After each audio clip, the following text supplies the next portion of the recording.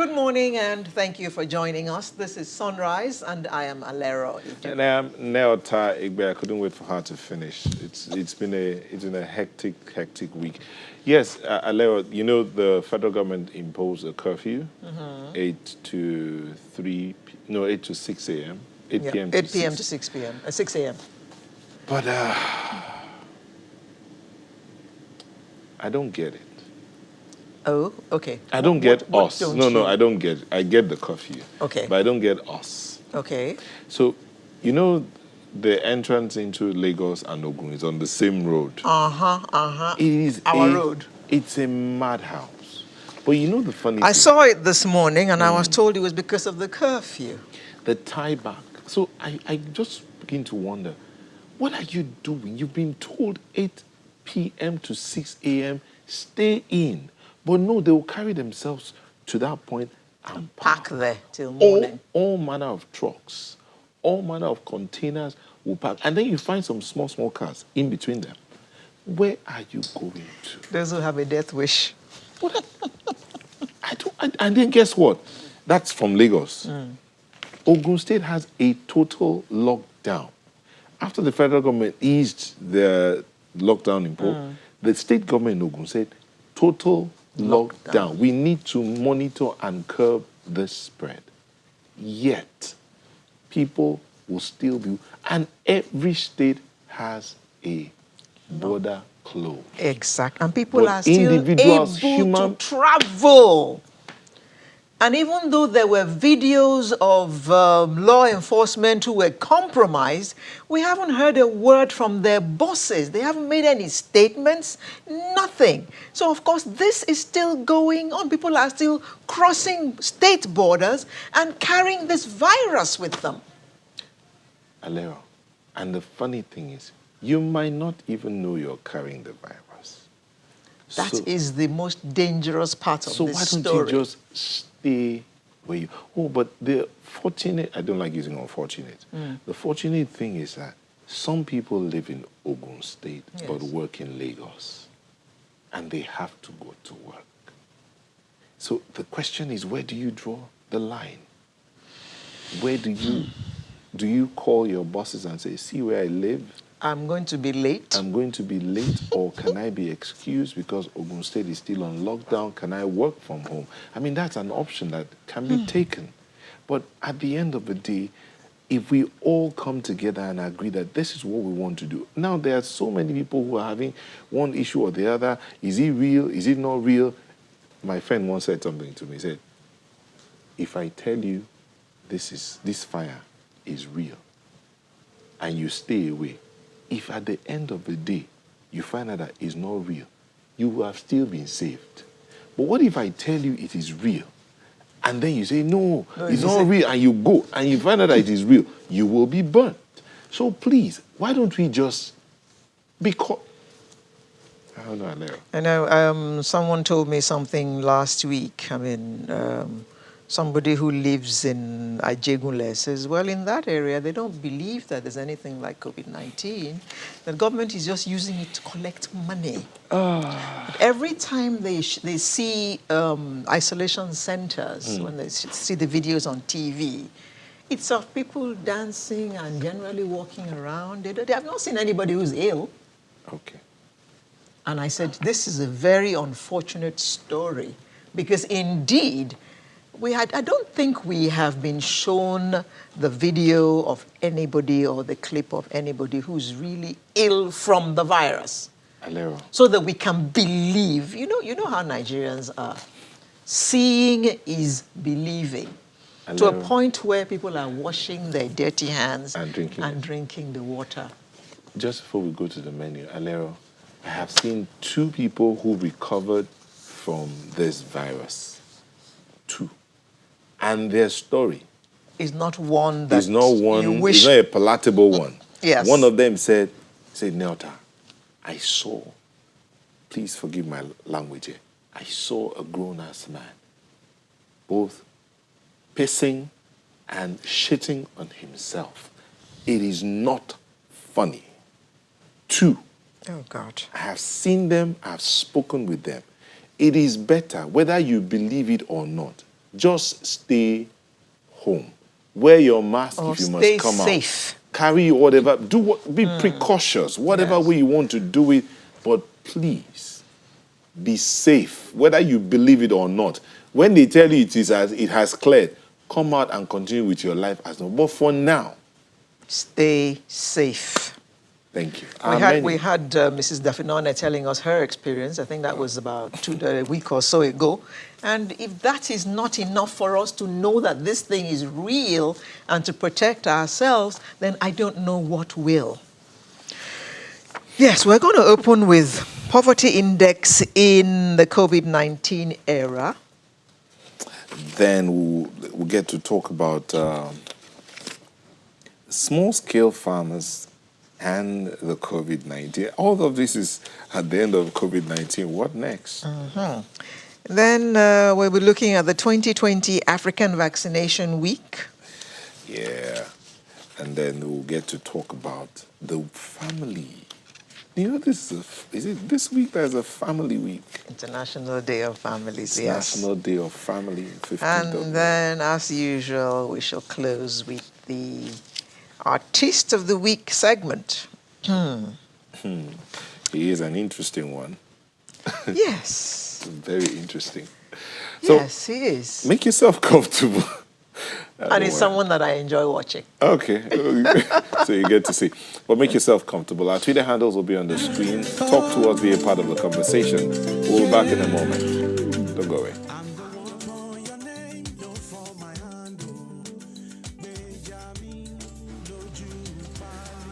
Welcome back. Now let's get the show on the road. In a recent report by the Nigerian Bureau of Statistics, NBS, about 40.01% of the total population of Nigeria are classified as poor, which means an average of 4 out of 10 people. Well, before the COVID-19, we were told that there were approximately 83 million Nigerians living below the poverty line. Those figures make you shudder, don't they? And then the COVID-19 came along. So what impact has it had on Nigeria's poverty index? That's what we're going to be looking at this morning, and it's my pleasure to welcome the Secretary General, Nigeria Network of NGOs, Mr. Ayo Adebusoye. Good morning. Good morning. We also expect Mr. Apera of the National Social Safety Net Coordinating Office to join us from Abuja in the course of this segment.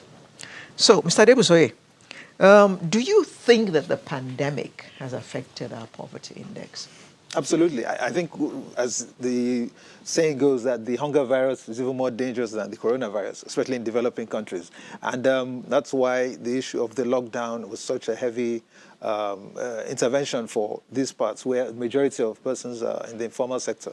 So we actually need to, of course, the impact will only be known further down the line, because when evaluations are made. But even as it stands now, we've seen with the kind of inadequate palliative stimulus that have been given out by the various governments, and the rush by the people, because here they are indoors for months, actually going to months now. Many have been indoors, and there's no way of actually going out for their livelihoods. We've seen, especially persons with disabilities, who actually the most vulnerable. The United Nations mentioned that this COVID-19 thing, over 1 billion, because about 10-15% of our population are persons with disabilities, and usually there's generally no real program or plan for them. And it's not that they're all charity cases, but they do need some support to be able to even carry out their normal livelihood. So in a situation like this, we can just imagine the consequences further down the line when we do the evaluation of exactly how much impact this has had on the most vulnerable in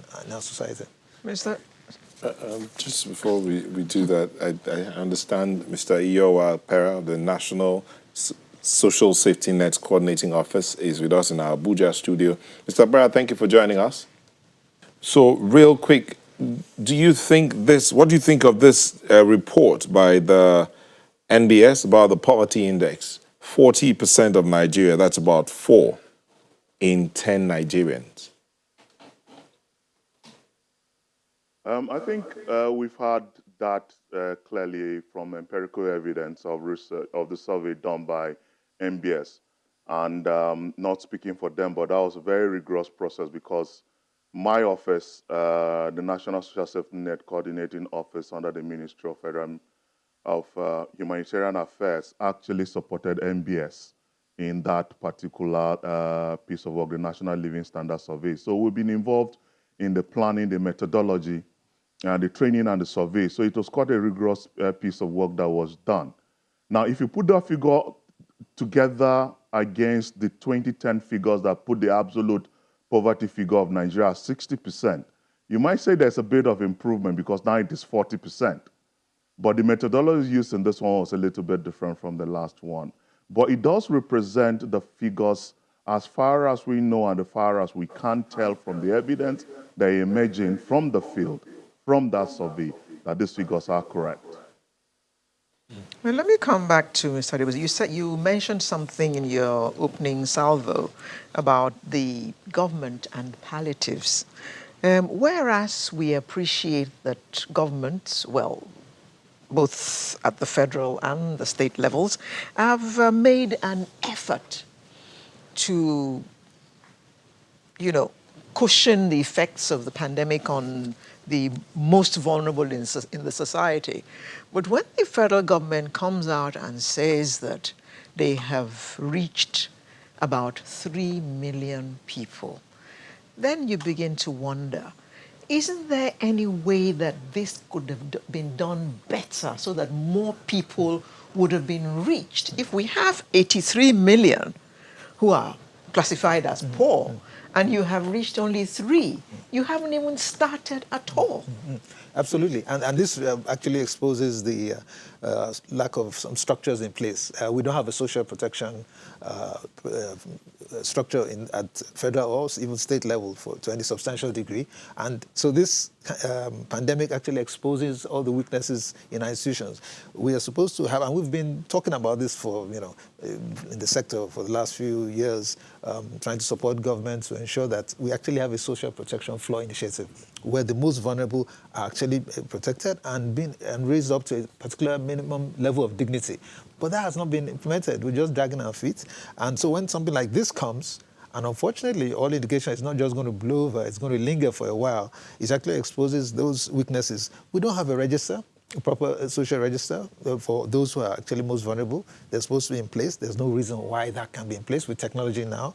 I mean, we have BVNs, we have various phone numbers which you could use to trace many people. I mean, we have over 160-some million subscribers on mobile phones. We could use various ways to track the most vulnerable, but it's not happening. And so when this thing now comes up, we start scampering around. We see all the scenes of people trying to share things with a crowd, compounding even the COVID-19 risks for everyone. So we really need to, this is the time we can sit back and say, look, how do we do things differently? Let us start to build our institutions. It's when the institutions are in place that we can then begin to move to, because otherwise when an emergency comes, it's just going to expose what's on ground. We can't now start creating something from nothing, and that's actually what's happening.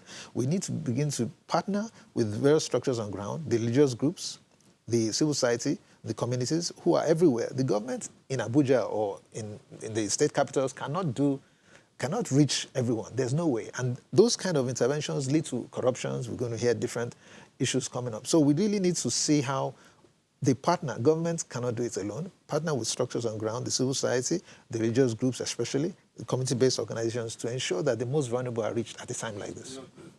A partnership here.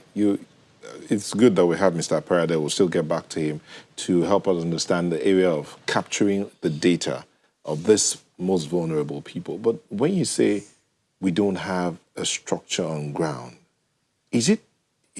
does it have to be a federal thing? Because he's from the federal office. What's going on with the local governments? Is there any attempt, I mean, the non-governmental organizations, for instance, is there any attempt to reach out and say, can we at least understand in this ward how many people here are vulnerable? Can that data be pulled? Absolutely. Actually, Lagos State has some data from the Lagos State Health Management Agency. They had done an extensive survey of the most poor when they're trying to get them onto the equity fund of the Lagos State Health Insurance, where government will subsidize. So they had done quite an extensive mapping a couple of years back, and that is still in place, about 500,000 individuals or so of the extreme poor. So something is there, but it's of course needs to be, should be an ongoing process. And that's something which needs to really be encouraged across the states because, like you rightly said, it's not something we should wait for the federal. As a matter of fact, that's even part of the challenges we face, that the federal has arrogated so much power as the Father Christmas and they know it all, and they've gone beyond what they can actually do. It's actually the states that should be driving most of the initiatives for the social protection. The federal should just be regulatory and give some kind of support. The local governments. Well, they've been very quiet. We've hardly heard anything from them since this pandemic. Of course, there have been a few here and there we've heard doing some things, it depends on the initiative of the chairman in place. A few we've heard, to be fair, especially in Lagos. But I think it's something that should be institutionalized. We need to build institutions. So it's not just a matter of whether the chairman or the governor is up and doing, institutionalized. And that is where we need to move going forward. And this is what has been revealed, that if we don't have strong institutions, then when something happens, it will just be arbitrary. Maybe the governor is good, or maybe the chairman is nice. No, that should not be the case. Okay, we'll take a moment. When we'll come back, Mr. Perry, we'll look at, now that there's a social protection coordinating office, how's that working with the local government? How's that working with the institutions there? How can we institutionalize this so that we won't have this kind of situation we have that COVID has exposed, as you said? We'll be back in a moment. Please stay with us.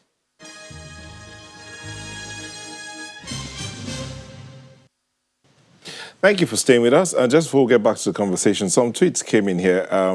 Victor O says, people never believe until it hits home. People denied AIDS, Ebola, bird flu, high-density residential areas believe it's only rich folks that can get it. The people need reorientation. Yeah. But Lola Teniola says, morning. Listening to summarize now, you mentioned 2 persons you were told experienced COVID-19.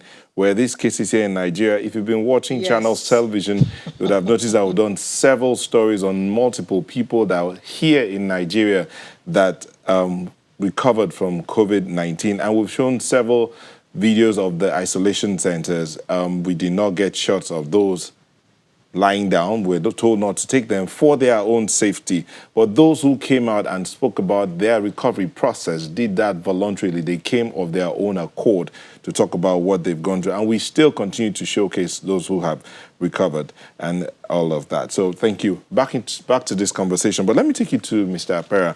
Mr. Apera, you heard Mr. Adebuse talk about the fact that there is no data, no social protection structure. Your office is coordinating the social safety net. That's a coordinating office. And he spoke about the fact that it's better from the bottom up. But what do we have on ground right now? Okay, in 2015, at the coming of the President Buhari administration, the president prioritized social protection as an effective strategy of lifting Nigerians out of poverty. His campaign promised that state giving poor indigent Nigerians cash transfers. So immediately, in partnership with the World Bank, our office was created in 2016 with a World Bank facility. Now, our office started coordinating the social safety nets programs in the country, which is the National Cash Transfer Program, the Youth Employment and Social Support, and the Community and Social Development Program. All of these 3 programs are in partnership with the World Bank under various ministries. Now, the president also then created the Ministry of Humanitarian Affairs, Disaster Management and Social Development, which now becomes the home or the institutional home of social protection, in a bid to begin to put in place the enduring structures. Now, the minister herself, Sadiya Umar Farouk, prioritized social protection, and in the couple of days, Mr. President will receive a memo to establish the National Social Protection Council. That will be co-chaired by the Honorable Minister of Finance and the Honorable Minister of Humanitarian Affairs. So those structures are there and are being built. Now, I'll come back to the bottom-up approach. Now, for the first time also in our country, the government is taking the bottom-up approach in developing structures and systems. So the social protection, the social register that we also manage has structures right through the community. So in every local government, 465 local governments so far, they have a social, the community-based targeting DEX office with a team of from 18 to 30, depending on the LGA, recruited from the local government staff in the Department of Community Development and Planning. These are the people that go to the communities to develop or raise the social register of the poor and vulnerable using what we call the community targeting system.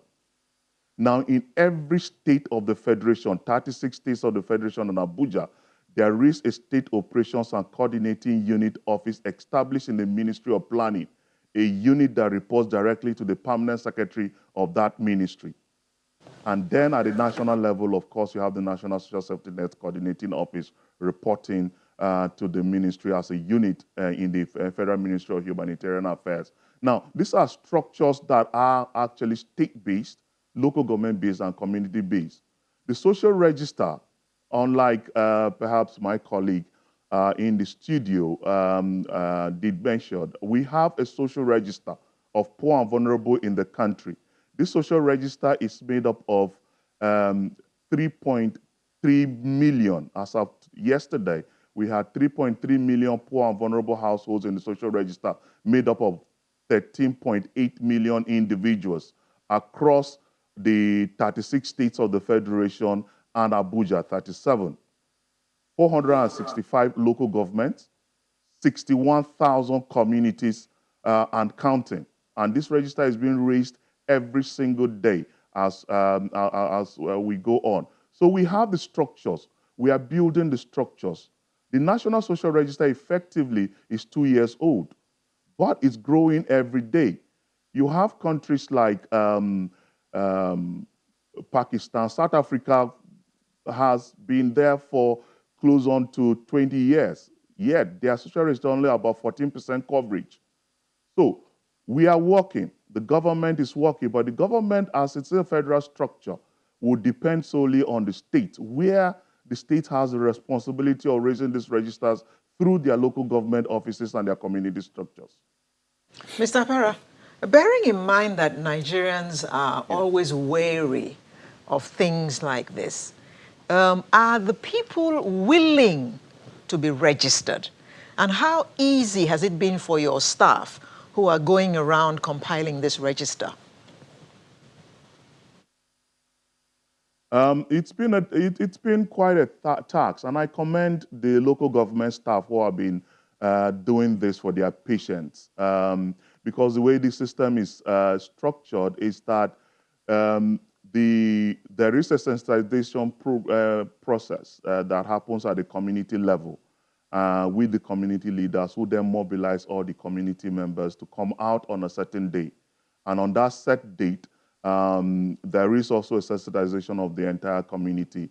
And then the community is splitted into 3 groups, one for the youth, one for women, and one for men. And these 3 groups then define within themselves what they understand by poverty, and in the context of the community, what then constitutes poverty, and then who are the households or families that are considered poor within that context. Now, these groups will then list these households individually, all 3 groups. Then they come back together in plenary. Now, to answer your question and the challenge, this is where some of the challenge comes. So when you bring this list together and they begin to put it together, there are some families we've had that will stand up and say, look, I'm not poor, our family is not poor. Do not put us in the poor, as poor people in this community. So you have those issues, pockets of issues, but with enough sensitization, most of the times they come back into it. But also we have the grievance redress mechanism structure set up in the community. Because when the community agree on this list, they have a harmonized list that they would then select a male and a female to sign off on this list. These 2 people becomes the community grievance redress mechanism focal persons. Now, the structure is that for any other member of the community that either feels aggrieved or thinks that at the time they were compiling the names, The family didn't have a good understanding of the system, but now they have an understanding of the system. They still come back to these two people and lay their complaints. And these people would definitely then cascade this information up to the local government office, up to the state office, who will go back and validate this information and bring the family back into the register. Now, the other, of course, the other difficulty is the terrain. We have loads and loads and loads and loads of challenges in access.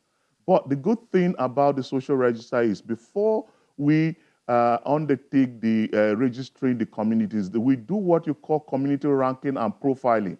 So in the social register, it's not only the number of people that are in the register. You have what is available in the community. You have how do you access a community? What kind of roads, whether rural, whether footpath, third road. You have all sorts of information. You have closeness to banks, whether there's availability of schools there, what kind of water source that particular community has, etc. So we rank these communities that then categorizes from the poor to the poorest. So we start from the poorest communities. Mr. Parra, I'm sorry if I have to interrupt you here, but the question in all of this that you say you're doing or your office is doing, I know that Mr. Adebusoye wants to come in here, but real quick answer, see if you can answer this. What is the value? Because that's another side. Would you say this registration or this coordinating of the most vulnerable people in the country is successful if, for instance, we're not sure of the exact population of the country? Yes, you talked about 13.8 million individuals in the social safety net register as of now, and that's still being ramped up. But if we're not sure of the population and the monetary value of what each individual requires to say their welfare is taken care of, if we're not certain of these figures, can we say this project is being successful? Yes, because it is hugely so. And there are loads of success stories out there. If you do a process of dietary conditions or what minimal a family needs to provide food per month ranges between 3,500 to 5,000 naira. And now people will argue with that, but it's indeed true using empirical evidence and data to calculate. Now, the federal government is running the cash transfer program. At the moment, the cash transfer program is paying 1 million families out of the social register. Now, these families get 5,000 naira every month, but will pay in 2 month cycle of 10,000 naira every two months. And effectively, when the COVID-19 outbreak, we had the president direct that quickly this cash transfer should be made out and also paid in advance. And the government, the cash transfer office then went ahead to pay 20,000 naira to these families. Now, the government is also saying that effectively we want to ramp up the social register, but also develop a rapid response register that would then target the urban poor, those who are, you could call, who are made poor as a result of the pandemic, mostly seasonal income earners or those who earn daily, like artisans, transport drivers, etc. The government is now developing a rapid response register that will target them using existing databases of the telcos, the banks, etc., to then get to those people. So effectively, and directly to answer your question, it has been very, very effective. For over 2 years now that the cash transfer has been paying poor and vulnerable homes, there are success stories. And if you go to the information site for the cash transfer office, you'll find this. Yes, we need to do more in putting this to the public domain in terms of our communication, and we're doing our very best. We will continue to do so, but it has been very effective and efficient so far.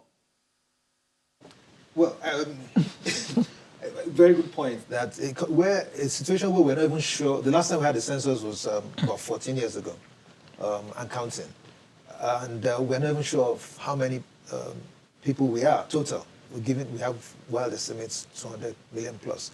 So how do we begin to plan when even the basic population, total population, is still something which is up for anybody's guess? I think we need to be careful when we start to evaluate ourselves as government. Let your beneficiaries or proposed beneficiaries evaluate you. Then we can have a clearer picture of what's happening. What's really on ground is that, for instance, I gave the example, some of our partners, the Joint National Association of Persons with Disabilities, JONAPID, which consists of like the most vulnerable, we could say. They don't know. They have not been registered. They're here. They're in Lagos. They're people we can speak to. And there are many like that, the most vulnerable in the rural areas, and even in Lagos and in various parts of the southwest. That I'm feeling, yes, something is happening, but it's compared to what we have, the magnitude of what we have. We hear how we've become the poverty capital of the whole world, and we've seen the latest study, 83 million people, and that's from the survey. We don't know really how much we really have, but at least 83 million people we're talking about at poverty level. So we need to be very, very careful about the interventions we're doing now. I know that it's a destination.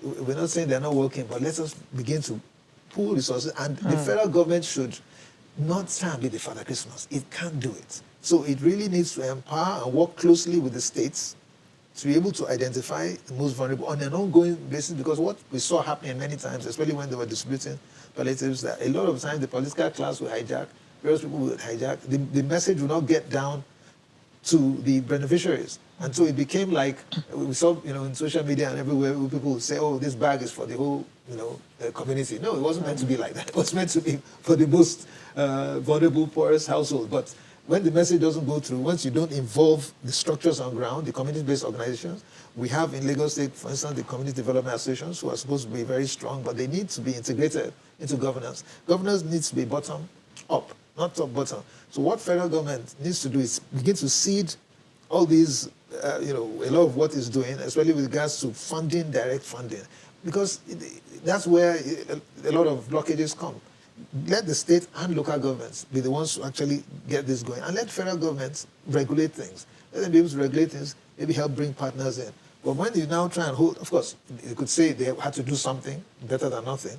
And yes, I'm sure those who benefited from that would appreciate something. But for it to be sustainable, because what we're looking at is sustainability, let us bring all the actors on board from the local and state level. Federal should just coordinate it, regulate it. And that's where you'll get effective results on a sustainable level. Okay, Mr. Abera, in closing, how do we reduce that index, 40.01%? How do we reduce that? And what time frame would you say you have to reduce that number? There has to be a holistic approach to investment in human capital development of Nigeria. The cash transfer on itself cannot effectively lift people out of poverty to contribute to that, but it has to be a whole basket of interventions under social protection, using social protection as an effective strategy. You need to create jobs.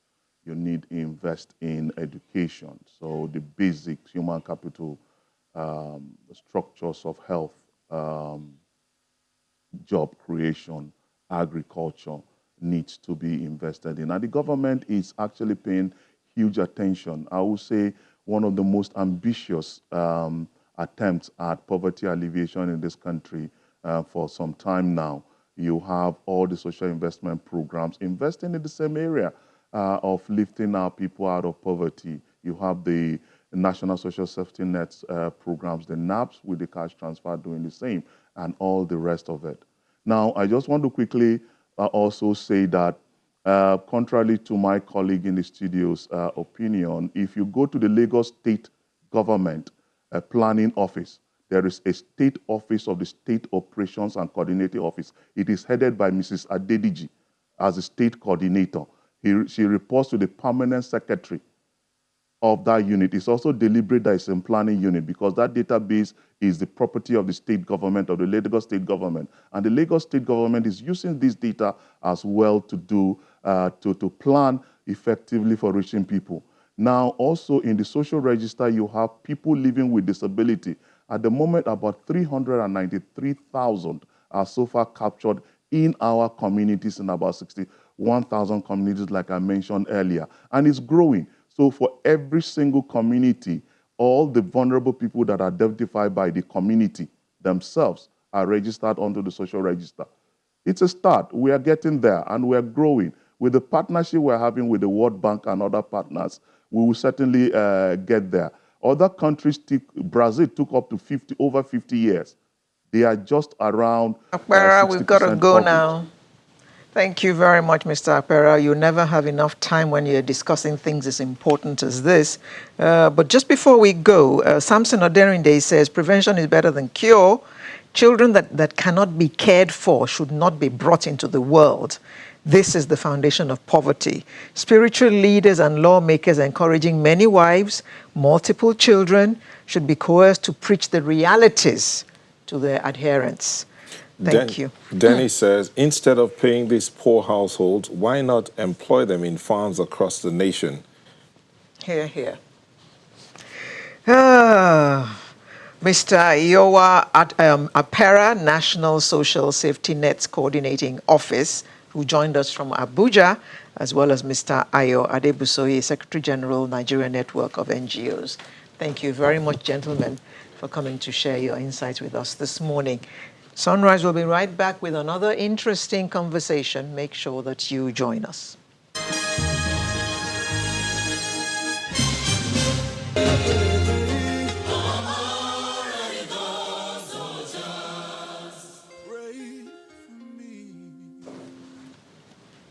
Thank you for staying with us. We're talking small-scale farmers in COVID-19. The pandemic has taken its toll on all human activities and endeavors since its outbreak. Today, we're looking at what are the farmers doing? Beyond now, are they still going to farm? After now, what will happen? Because there's been that concern of food security post-COVID-19. How would it be? So to help us understand exactly what's happening and what they are working on, we are joining us from our Abuja studio, Chijioke Ihoma, who is the winner Oxfam Female Food Hero. And also they'll be joining us from our Abuja State, Professor Bolagade Ayola, who's a member of the National Council on Agriculture. But here in Lagos, we have Segun Ato, who's the National Deputy President, Rice Farmers Association of Nigeria. Thank you for joining us. Thank you. And also here is Chinasa Sonye, who's a coordinator of Obonge Women Farmers Association in Lagos. Welcome. Thank you. I like your name, Obonga Women. Okay, so I understand Chijioke Ihoma, who's the Oxfam Female Food Hero. He's in Abuja, and Professor Bolagade Ayola, member National Council on Agriculture. Thank you for joining us. Thank you very much. Incidentally, I'm not a member of the National Council on Agriculture. I'm chairman of the Voices for Food Security. I'm president, Farm and Infrastructure Foundation. Voices for Food Security. Thank you. Okay, let's start with you, the chairman of the Voices for Food Security. Tell us, Professor Ayola, what would you say is the state of the agricultural sector within this period? It's grim. The situation is very grim. The food security situation is highly susceptible to emergencies of this nature. As you know, farmers live under one emergency or the other. They live under disease outbreaks. They live under weather inadequacies and such other things that have become part of their own life. But that is in the normal times. This is a special abnormal time when a strange disease is also added to their situation that creates fear in them concerning their livelihoods, concerning their economy, concerning their social security, and even aggravating their poverty situation. So the situation is very bad. The farmers don't have what they expect to have, what they would like to have. The inputs are scarce. The market is far and farther away from them, even when it is locked. The services they require to perform their daily activities are not reaching them, and they are also not able to reach out to be able to access these services. The infrastructure situation is bad. Therefore, it's a complex condition for the farm population at the very moment, and they need rescue. They need assistance. They need serious support more than ever before. Fortunately for us, we have farmers here in the studio to help us here. But let me start with you, Chijioke Homa. You are a farmer, and the picture that the prof is painting is a very bleak picture. Is there hope? Yes, there is hope if we want to work together. If the government want to work with the farmers, there is hope. There is hope to improve. There is hope to better yield. There is hope to farmers returning to their farms. Because this period of COVID-19 has really caused a lot of harm and a lot of setback on farming season. In as much as we've been battling with insecurity in the northern part of the country here, we have no opportunity of getting to the farms where we can get good yields. So we keep on managing and using our land that has been used. But we are not getting support from the government as we should. And before, like last year, by now, we have gotten the farming season flag off campaign that will help us get half the market price from the government. But this year, because of the situation at hand, we don't have that. And the markets are closed that you can't get seeds. Then during this lockdown, because of the urgency of it, the farmers had to use their seeds to feed and also make sure that there is food in the markets or around the home to sell. But now that this thing has happened, no more seeds, no fertilizers, how do we do? What do we do? So we are still looking at the government to do something. Their intervention should be fast because we are in the rainy seasons already. We are not going back. The rain can't wait. We cannot tell the climate to wait.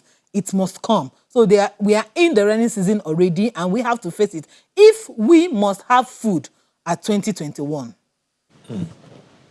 Usato, if we must have food at 2021, as a rice farmer, you still have some products from the last harvest, right? Is it about having food? Would those how are you going to manage those products that you still have?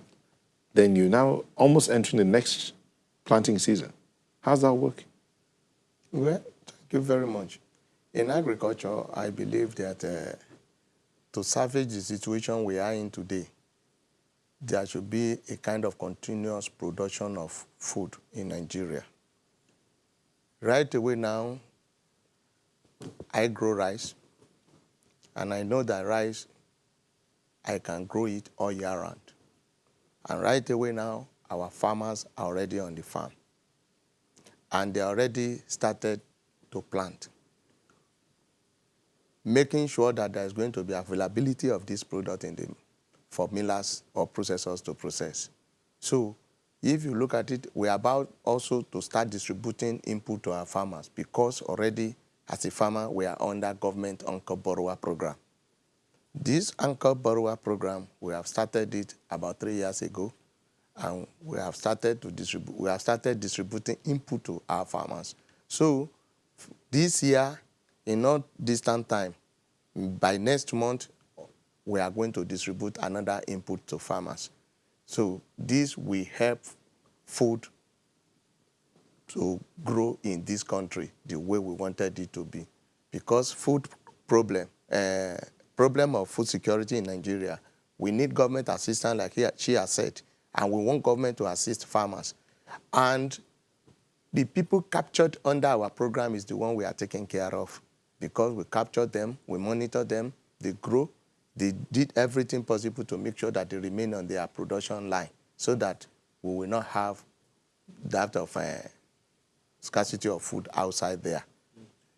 See, when you're talking about your farmers are planting there in the field already, you still have harvest, continuous production. Is that enough? Because when you finish harvesting your rice, there's a chain, there's a value chain that's involved. Okay. That some people are wondering, if you say you have rice that has been planted, how is it that local rice is even more expensive than the foreign rice? So what is causing that discrepancy, so to speak? Well, the sector I belong to under that value chain is the one I can answer. I am a primary producer. I produce for processors or millers, and millers now sell to marketers. Are you getting me? It's a chain value of value chain that you have to look into. How much am I selling to them? How much are they processing their rice? And how much are they selling to retailers? Are you getting me? So we have to look at all those sectors. Because if I sell my own, I cannot say that, okay, this is how you must sell.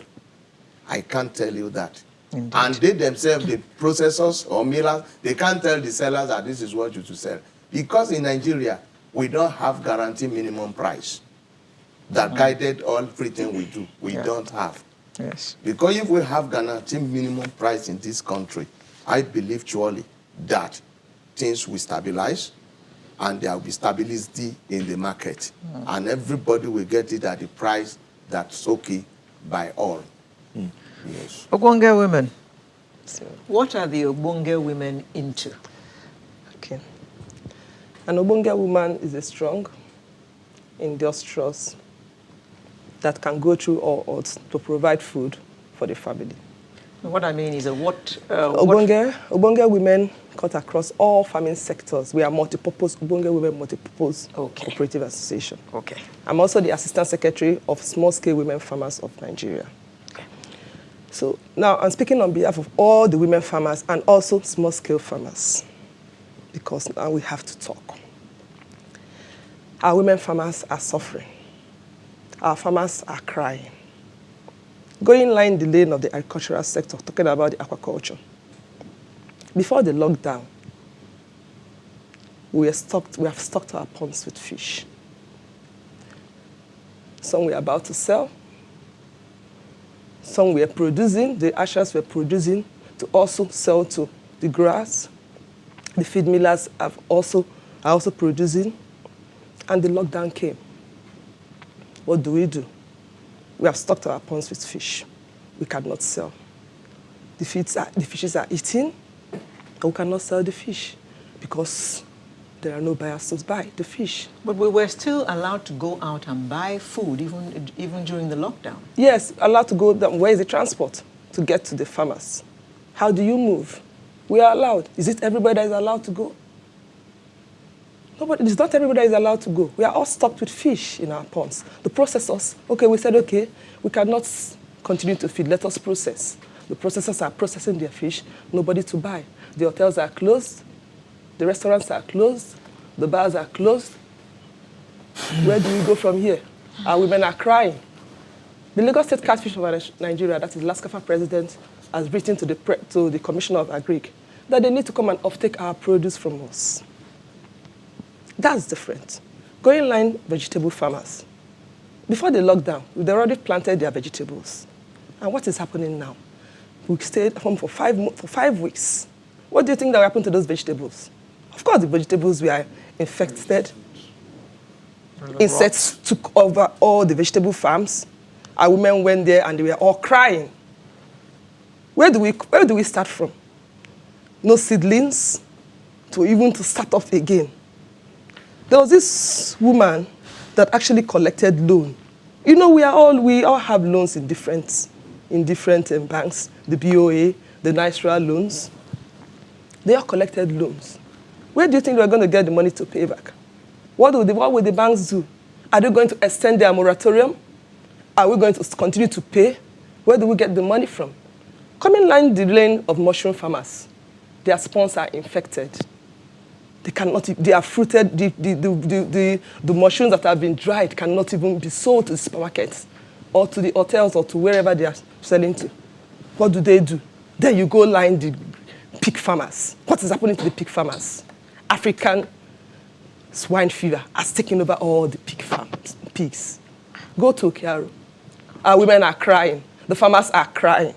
What do? We have been talking. We have been shouting. Nothing is happening. The pig farmers have lost more than 50,000 pigs. They've dug a pit. They've buried the pigs. Even the pits are even filled up. Where will they go from here? What do? Where do we start from? Then go line the land of the poultry farmers. The farmers are stocked with their broilers. The eggs are stacked there. How do they sell their eggs? They are giving away their eggs ridiculous prices as low as... Even the buyers, there are no even buyers to even buy.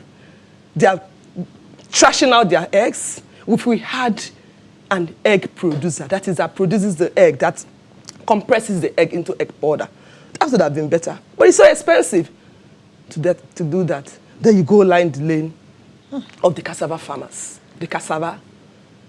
What is happening? We have planted. Professor, I hope you are listening. We have planted now. Climate change is taking up from... We have planted. We are begging for the rain to come. If the rain does not come between now and tomorrow, all the cassava sticks, all the corns we have planted is gone. Professor, you were saying that the future was looking bleak, but here we are. Farmers are telling us that they have food, but they have no buyers. No. Yes, it's a very serious situation. Indeed, this is a time when one is in a position to advise the declaration of emergency on the food sector, because the farmer is presently overwhelmed. From what we have heard, two things are critical.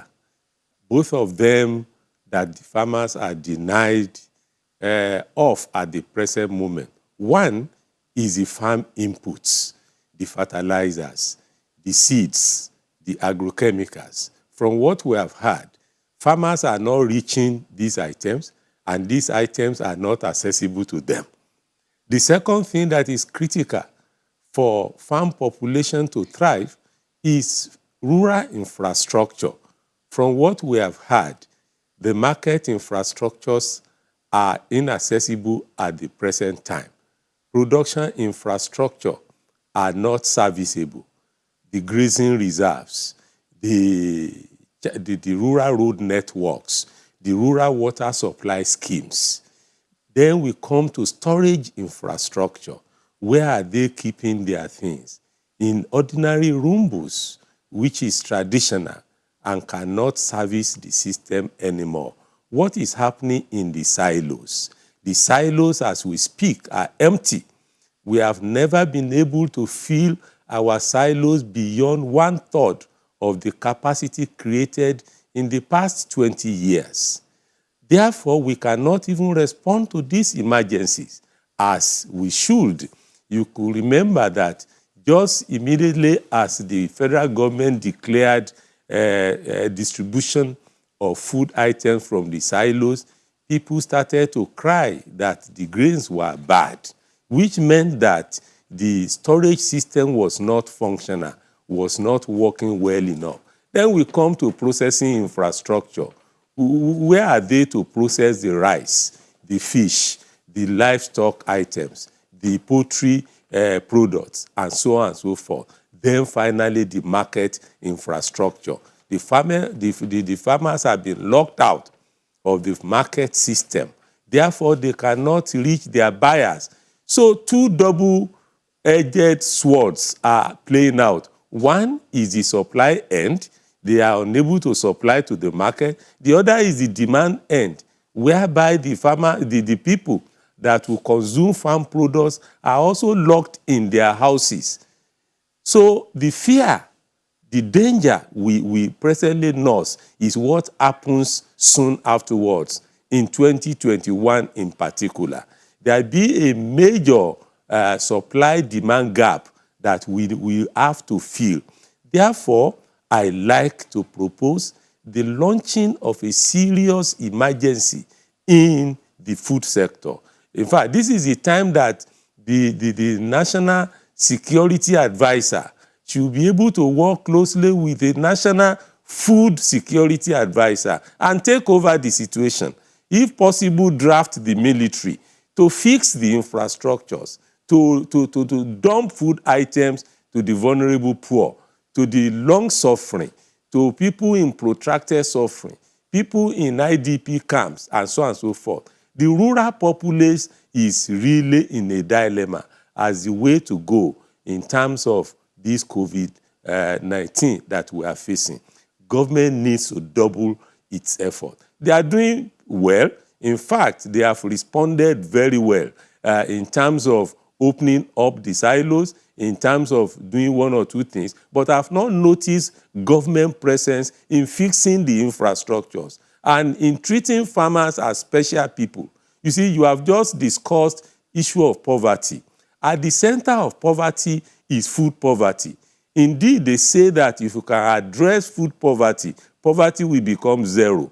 Therefore, we need to treat the farm population as a special category at this point in time, which, once we solve the problems facing them, the rest of the population will be more relaxed and we can take care of their health as need be. Quite a challenge we have here. We'll take a break. When we come back, we'll be looking at what is the solution. Besides looking out to the government for policies and implementation, what can the farmers do? How do we resuscitate the market so that these products are taken off the hands of the farmers before they rot and waste? We'll be back in a moment. Please stay with us.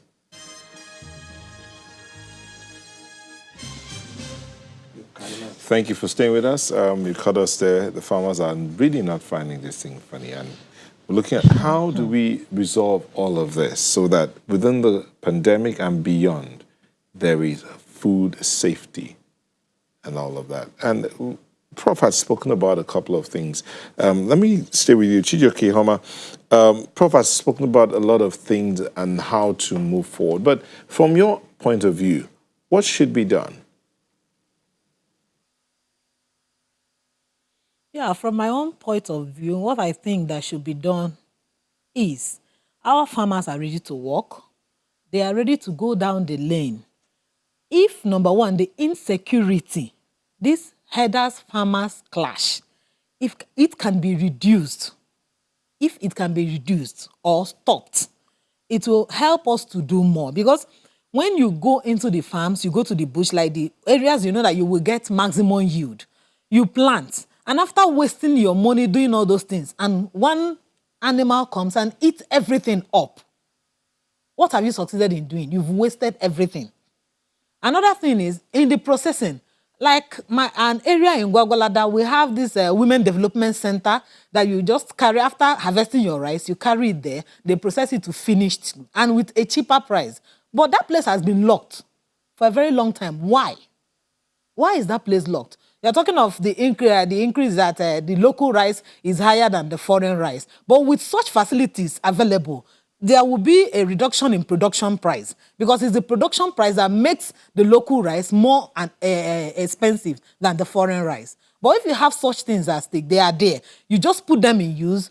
A peasant farmer will just harvest the rice, carry it there, mill it, and get the final product and sell. And she will spend, if not less or half or lesser than what should have been spent if she is to go into production. Those are the things we need to consider. Then, as we are doing that, you don't expect us, like during the period of God, when a farmer harvests his goods, carry it to the market is crowded with such goods. Like we say garden egg, all fruits and vegetables, you carry garden egg to the market, everybody there brought garden egg. And what will you do? Sometimes you end up selling at 500 naira per bag, just to see that you have transport to go. What can we do? Okay, during maize, when you harvest maize, when you take maize to the market, you end up selling a bag of maize at 5,000 naira. Then there is maize plenty. We buy it, everybody eats it up, and it goes. But if the government can open the silos, at that time, you buy directly from the farmers, store. When you store them, At the time of no maize, we are looking for maize, there's no maize. You sell from there. You have helped to reduce the price of that thing. And also help the farmer to, as he or she sells off, you go back to do another thing so that you can still be keeping your family going. Those are the things we are expecting from the government. In as much as we are not demanding for much, the little we are demanding, they should give us. Also, we are talking of these implements. As a woman, I farm with hoe. Last year in Burkina Faso, I was there when they did a program retiring the hoe to the museum. We are supposed to adopt such things in Nigeria. Our hoe should be retired to the museum. There are other farming implements that are gender-friendly, that are easy to handle, and that are cheap, that we are expecting to have, so that this problem of bending and waist pain and walking a long distance to go to the farm, carrying load from a very far distance, more than 3-4 kilometers on your head with children and coming back to the house or going to the market. Those things are things that we expect that our government should at least cut down for us so that we can manage and let there be food production. Also, you talk of these poultry farmers, fish farmers. The production of fish is very high now. The production of poultry is very high. And at that, after production, you don't see markets. You have done the production, you have gotten it, but there is no market, no access to market. So all those things should be looked into. How do we call all these things? How do we reduce the stress of the farmer? Because as a young farmer, you have a lot of stress to do. And other people coming, seeing you passing through those stress with nothing to show for it. It's not encouraging.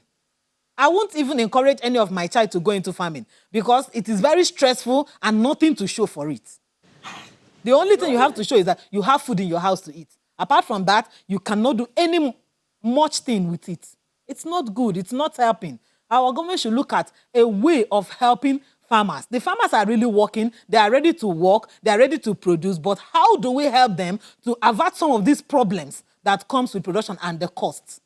Okay. Thank you very much. Now, Dennis says that if there was electricity and storage, many of these farmers could store their products a little longer. Electricity remains our major problem. Do you agree, Chinasa? Of course. Electricity is our major problem. But aside from that, we can also, like, if we had blast freezers, where electricity, like now we are crying on how to sell the fish, we can stock in the blast freezers. That's right. And the pig farmers can also store their pork. Yes, and even store and even smoke. But you know, I think the duration of smoking is, you know, the taste will not always be okay. So it is better you blast freeze your produce. The thing now we have to look at is how do we sell the stocks on ground, our produce on ground? What do we do? The country is opening up gradually now. Yes, it's opening up gradually. Yeah. But there are still interstate lockdown. True. We are feeding. We are spending more money to feed. The raw materials are not coming in. The feed millers are increasing their price because they are not getting the raw materials. We are buying the raw materials to feed. We have fed more than what we are supposed to feed. We would have sold in March. We are still feeding. But what do we do? Why do you think the government is not buying? That is where I'm heading to. That is what I'm trying to say now, that we need the government to take off. Why is it that why do you think the government is not willing to buy from you farmers? I wouldn't know, because I don't know, you know, the thing is that I don't know why the government don't want to buy it from us, because that is what we are trying to tell them, that they have to take off this produce from us. Uche P says that the River State government has done that. He has bought all produce from farmers at this period of COVID to give palliatives to the people. Okay, let me take it to Mr. Mr. You mentioned earlier that you're in partnership, you're doing what's in partnership with the government in terms of rice production. But is government taking this rice off you? Well, we have especially seeing that the processors are not really coming out. What is that everybody is afraid nowadays. The partnership we have with processors, they are off-takers. Whatever we produce as a primary producer, it is off-takers that come. We have over 29 milling machines in the country. That is big, giant ones. They are available. If you go to Kano, even Lagos State now, we thank God that Lagos State is putting up 32,000 metric tons at Imota. And we pray that God should help them to complete the project. So if we are talking that who is going to be off-taker, we have off-taker already. Who is off-taking? Till now? Yes. So there's no rice wasting? There's no rice wasting. The problem we have now is lock-up. Look at Ogun State now. They just locked their border again. Look at the other states. Go to the road there. You see vehicle jam pack here and there. Doing what? The vehicles that are supposed to move food from places to places, they are not free to do that. And that. But how does that affect you? But your off-takers are still coming to take your rice. Yes, they are taking our rice. They have already off-taken several rice before this convict issue started. You know, we are entering into another planting season. Are you getting me? They are seriously off-take. Okay. Are you getting me? Even they too, they will have problem, except if they have a letter of exemption for NATO and others, those who are transport sector. Yeah, but they're moving food products and they are allowed to move. Yes, it depends. Even, let me tell you, they're also facing challenge of all these security agents. Yes. They are extorting from them. They're starting from them. They are seriously extorting from them. If they are going with the goods, they stop them, they challenge them, they do all sorts with them. And how do you expect such to be moved really? Even, like I'm telling you, we are going to farm. Do you know that police disturb us on the road? Even though you're essential Yes. Essential workers. Yes, they disturb us That's why they sometimes. fight to show I have been to our police identities. stations several times to go and talk to them so that they can leave us alone so that we can perform our normal duty. So we can't continue like this and things goes well in this country. So we need to do, we want government to be more proactive. We want government to be more, to wake up. See, when soldiers, police, when they are into armed security, we are into food security. Where there is no food security, then armed security will increase in this country. So we have to go into food security. Government have to look at it critically. Then they have to come up with a solution that will help to bring down all these things that we are discussing here this morning. I also want to say something. Yes. We are also calling on the banks. Some of our farmers have collected loans, and we need to pay back. And in these loan agreements, there are no insurance agreements signed. And we talk about the NISRA loan, because some of our women farmers have collected the loans. There is no insurance agreement signed on the food produce, but they cover the money. The insurance agreement is signed on the money, covered the money. How do we do it? Are they going to extend the moratorium? Yes, we heard that CBN is going to extend the moratorium, but we have not even been contacted. Our women that have collected the loans have not even been contacted that there will be an extension. So we need all these things. We also need a situation whereby they're talking about the school feeding, the palliatives now for the school feeding. We were in it before, that's the school feeding program. But now they want to, I don't know how they're going to do it, going to houses to distribute the raw materials. Let them buy up this produce from us. Because what I'm looking at is that we're having more produce than what the government can even offtake. There are a lot of them on ground. So let them go around and buy off. We have associations. We have different associations. Let the government sit with all these presidents. Let them hear from them. Ask them questions. How do we? Let it be a network. How do we do it? Has there been any effort from your association to engage government on this? Yes, we have. The Lagos And State, what was government's reaction? The Lagos State Catfish Association of Nigeria, through the president, has actually written to the commissioner, talking about buying off our produce from us. And they said, okay, that they will get back to us.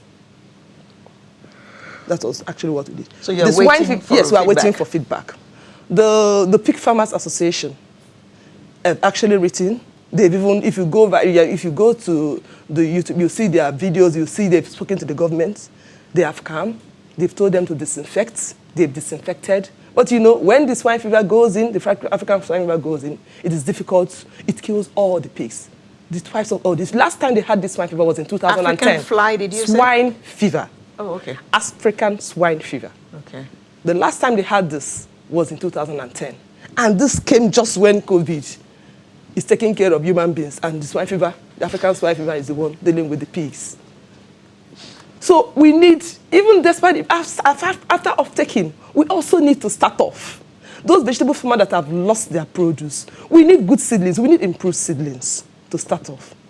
We need grants, we need loans, not single digits.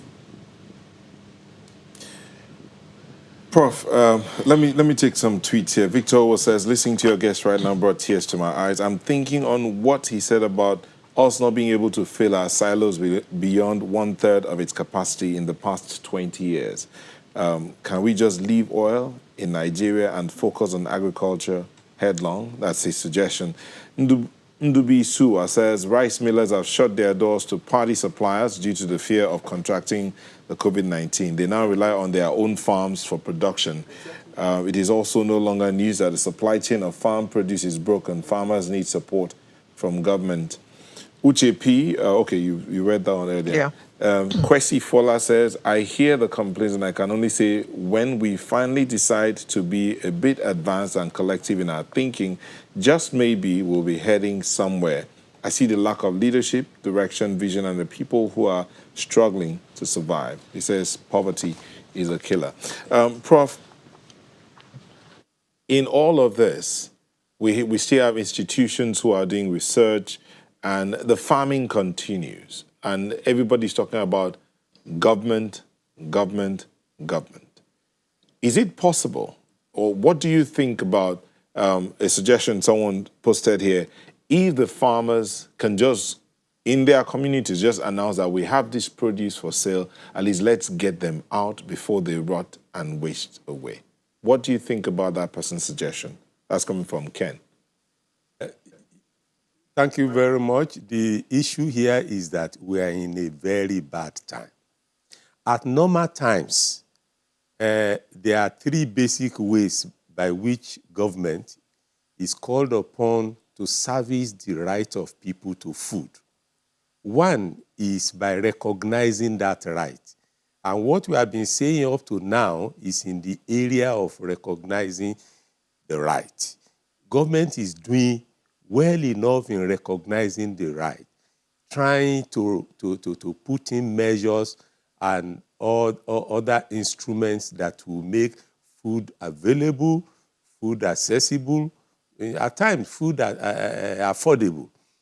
But the second is to protect that right. Government is also doing its best. These are normal times instruments. We are saying we are in a bad time where the COVID-19 had added to the worries of farmers, worries about farmer-herdsmen clashes, worried that already existed in terms of insurgency, in terms of cattle rustling, in terms of locust invasion, in terms of disease outbreaks that they live with normally. In addition to that is COVID-19 now. And that is the time the third instrument comes into play, whereby government is called upon to fulfill that right. Otherwise, we are pushing gradually into a precipice. And the precipice is that the people will try to make a choice between hunger and COVID-19.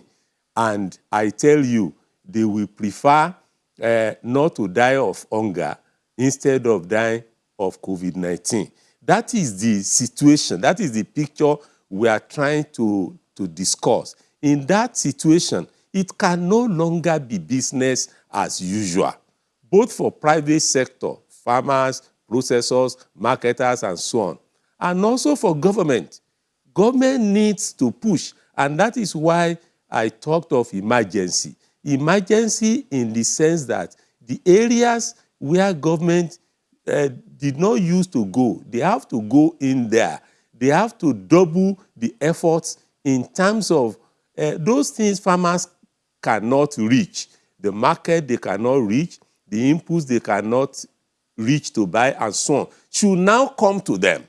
And it is only God that can help us to come out of such a situation But government has a role to play in order to transport these things, in order to move harder than before, in order to situate the farm population with a rest of mind that will make them remain on the farm. They need to be specially treated.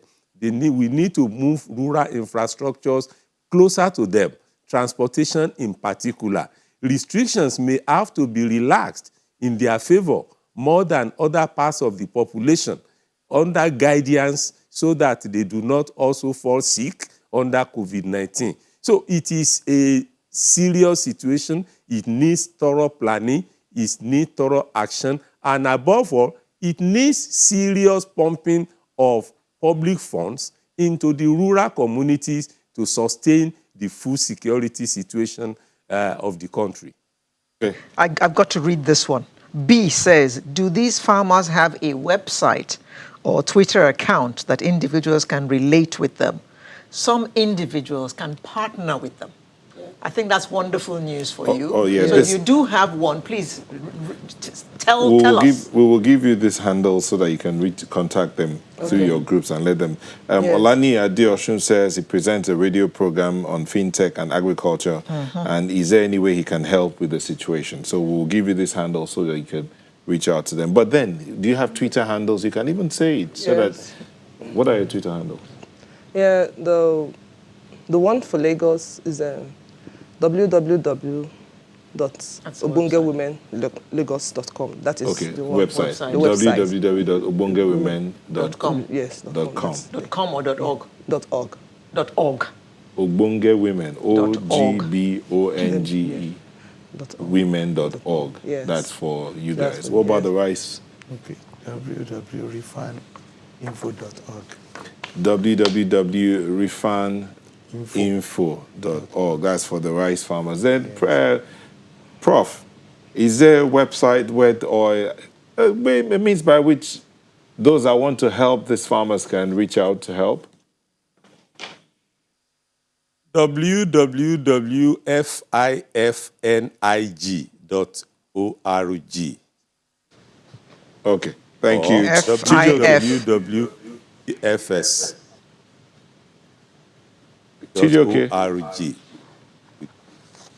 Chijoke is a farm hero. The farm hero. Okay.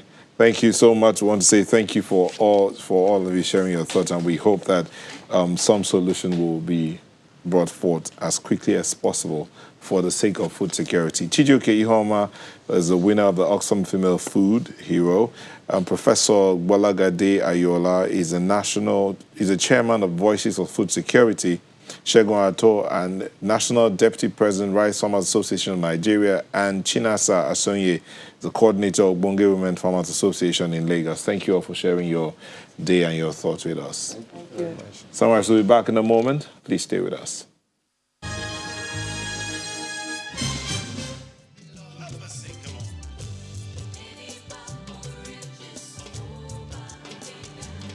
Thank you for staying with us. Before we get into the conversation on the 2020 African Vaccination Week, these tweets have come in. Adborinla says, not even in front of television, I have data over the years to back my assertions up. And to be honest, if we continue the way we are, the future is extremely grim rather. Whilst I know a good number of people trying to improve the agricultural space, we're running out of time. Igwe of Africa, Onyenkuzi, too, says, when I listen to the woman leader, it takes my mind back to my grandmom and what she passes through from planting to harvesting every planting season. Agriculture has gone tech. Nigeria needs to follow that path. Indeed. We're still doing the kind of farming that our grandparents did with hoes and shovels. That ain't going to work to feed 200 million people. We need to go mechanized. Yes, 2020 African Vaccination Week, AVW. It's the 10th edition, not anniversary. It's the 10th edition of the African Vaccination Week, and this event aims to demonstrate the value of vaccines for the health of children, communities, and Africa.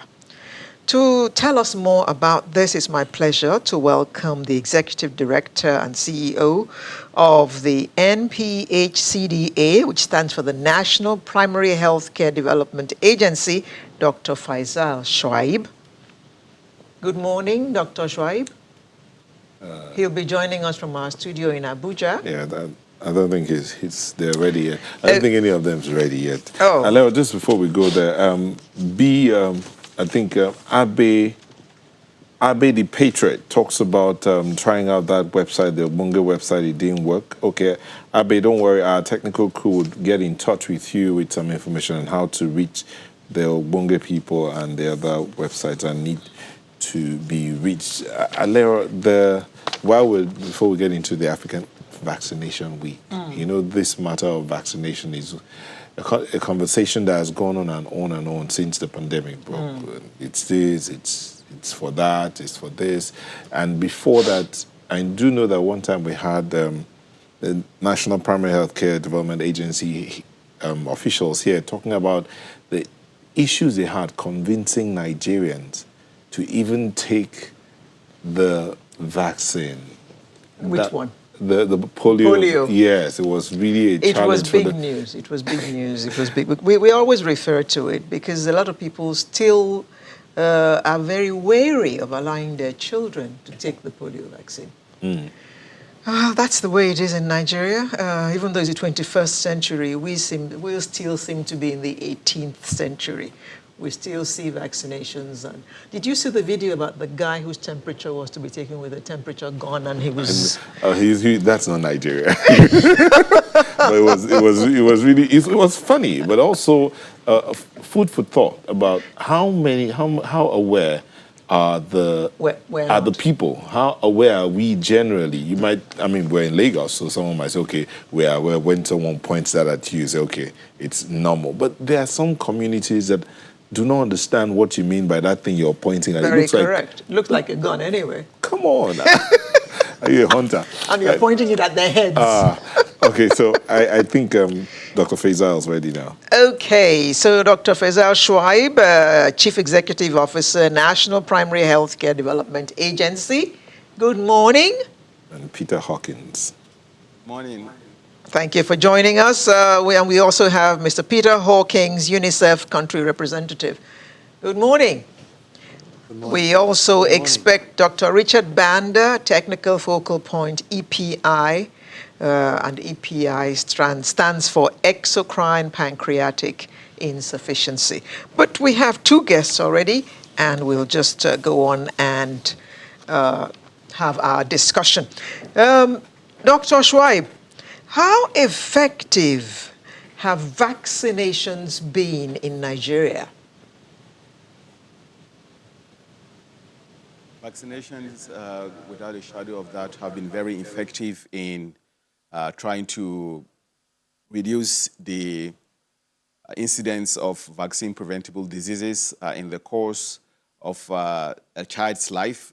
We have demonstrated time and time again how vaccines are the most cost-effective way of preventing kids from actually coming down with diseases that could easily have killed them.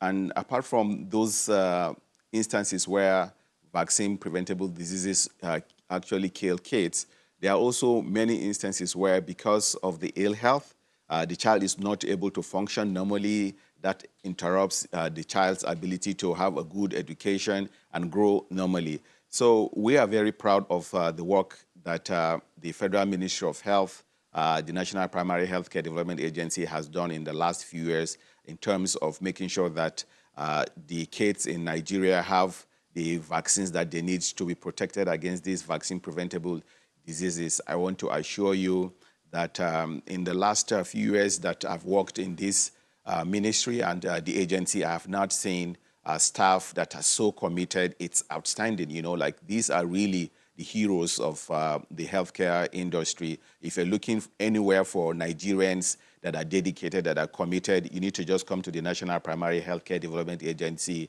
the Federal Ministry of Health, and you'll be amazed how people come even during the weekends to work. And we've seen how in the course of the last 2 years especially, a gradual but consistent increase in the number of children that we're reaching with life-saving vaccines. It's amazing. We followed the challenges that you all went through when Nigeria was trying to kick polio out. And we saw how wary people were of allowing their children to take the polio vaccine. Are you saying that we have gone beyond that, that Nigerians will now readily accept to have their children vaccinated? Oh, absolutely. We've really gone in leaps and bounds from the early 2000s, mid-2000s, when we had a massive rejection of polio vaccine under the assumption and negative perception that the polio vaccines will cause infertility. Because we collaborated with our traditional leaders, our religious leaders, political leaders, community-based organization, and media like you, we've been able to pass on the correct information about vaccines. And what we've seen since then is an improvement in the way people accept vaccines. We're not 100% there, because you always have a few individuals who have suspicions that cannot be validated, that cannot be justified. But for the most part, we see that Nigerians are getting the information that they need around how they can access the routine immunization vaccines. And we see that with the increase in the numbers of children being vaccinated, that tells you that women are bringing their kids to the health facilities and getting these vaccines. And we now have just the problem of making sure that those primary healthcare centers that are supposed to deliver these vaccines have the right infrastructure, the right human resources, the right electricity and water. And this is what we're doing with the state governors to make sure that in each and every ward in Nigeria, that you have at least one functional primary healthcare center that can provide a wide range of services: immunization, antenatal care, nutrition, treat malaria, so an integrated service being provided at these primary healthcare centers is what will also concomitantly make sure that the immunization rates actually reach the levels that we want to reach. We're really proud of the work that our frontline health workers are doing, and we feel that at every opportunity, such as the African Vaccination Week, we have to say thank you very much for being our heroes, and also continue to strengthen our partnerships and advocate to governors, to chairmen of local government areas around the need to make sure that immunization services, primary healthcare services as a whole, are well resourced. Because when you have a healthy populace, then that has a direct sort of impact on the socioeconomic status of any country. When you look globally, where you have seen that immunization has increased, primary healthcare, the health sector improvement, you see how really the lifestyle, the improvement in the socioeconomic investments have really followed and paralleled the development of these societies. So we see that this is where Nigeria will be going to in the next few years.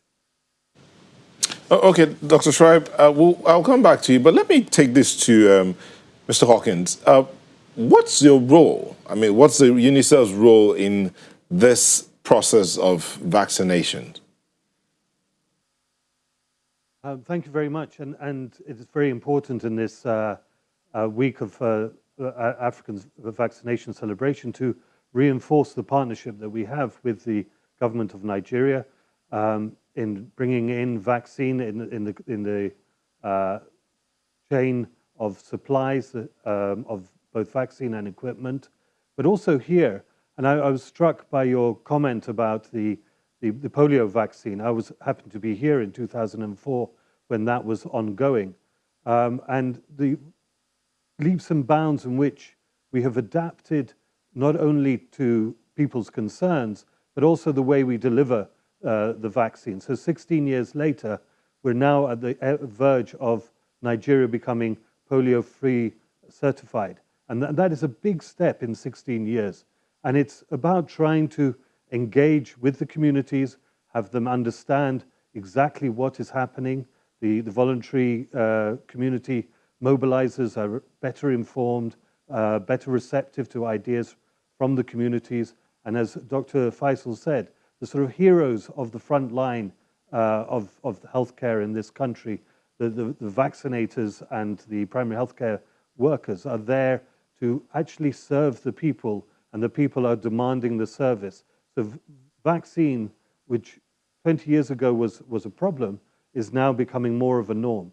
The challenge going forward, and this is where the partnership is so important, is making sure, especially at this time, that the investment is real, the human resources are improved and built up, but the engagement with the communities continues so that routine immunization becomes the norm in Nigeria, and every mother, every father take their newborn child to the primary healthcare center, go through the vaccination process over the first year especially, so that the child is vaccinated against preventable diseases and has the best chance in life. Mr. Hawkins, is any UN agency collaborating with government at this particular time to curb the spread of COVID-19? We all are, and we're here as one UN, and all the organizations are working together with the Presidential Task Force and the NCDC, and working with MPCDHA, NACA, and others to bring in the capacity to ensure that the pandemic doesn't overtake what is happening. And I want to say at this point to the Presidential Task Force and the NCDC are doing a brilliant job.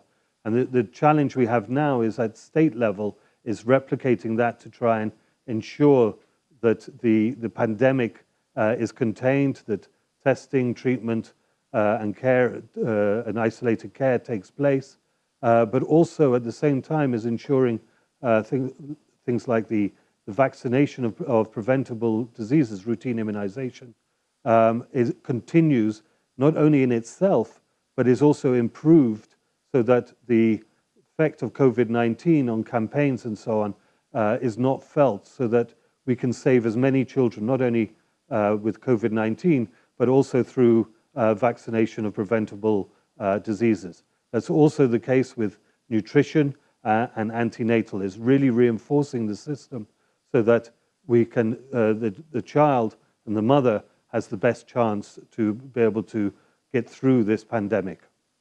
Dr. Shuaib, this vaccination week is coming indeed within a period when a lot of people are avoiding the hospitals as best as they can for different reasons.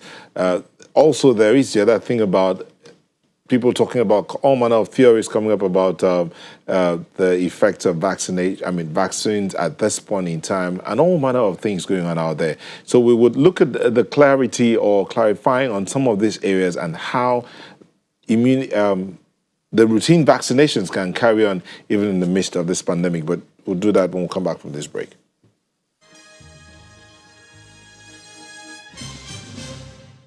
Thank you for staying with us. We're looking at the 2020 African Vaccination Week, which happens to be coming within the period of the pandemic and a lot of people avoiding the hospitals for one reason or the other. It's bound obvious reasons. For obvious reasons. But it's bound to affect the routine immunization. So, Dr. Faisal Shuaib, who's the Executive Director, CEO of the Nigeria Primary Healthcare Development Agency, tell us, how is the routine immunization working out? I mean, you have talked about your workers who should be commended, and I put my hands together for them. But even at that, how are they carrying on routine immunization in the face of this and social distancing also? Right. So this is why I say the frontline workers are doing an outstanding job, because even in the face of this pandemic, we've done supervisory visits to some of the health facilities, and we find that our primary health care workers are still in their health facilities. Even during the lockdown, we did some sampling of some of the primary healthcare centers, and we found that the services are there. However, what we've witnessed is that because people are, concerned that they might come in contact with COVID-19 cases, and then secondly, because of the difficulty with getting transportation during the period of the lockdown, a lot of parents did not avail themselves of the opportunity to vaccinate their kids. So we've seen sort of a lull in terms of the numbers of parents taking their kids for these services. So this is what sort of spurred us to come out with a public service announcement in the last couple of weeks to re-emphasize the fact that these services, even beyond immunization, continue to be provided in the primary healthcare centers, and that parents and guardians should avail themselves of this opportunity.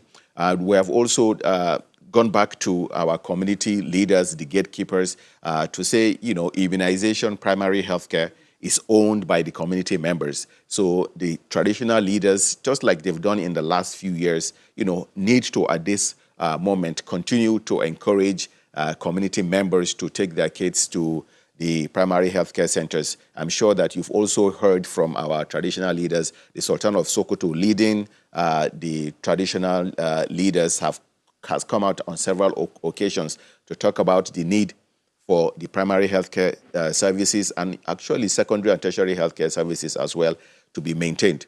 So while we have seen a dip in terms of people accessing routine immunization services, we are working with our community members, we're working with civil organizations and saying that, we really have to, and the health workers are there, we're providing them with personal protective equipment, at least the face mask, the hand gloves, the sanitizers, to make sure that they feel protected, right? We've told all our health workers that you must feel very comfortable.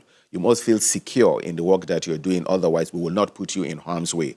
We've also gone ahead to build their capacity. We came out with a comprehensive manual right early in the days of the outbreak in Nigeria that will guide primary healthcare workers around how they need to structure their health facilities in a way that people who may have suspected symptoms of COVID-19 do not come in contact with those who have different symptoms. And we're saying that they are also stepping up in terms of infection prevention and control, making sure that even before their service sessions, they clean up the place, they disinfect the place, and then even afterwards, they make sure that their health facilities are disinfected. So we're providing the kind of support that is required at the primary healthcare centers.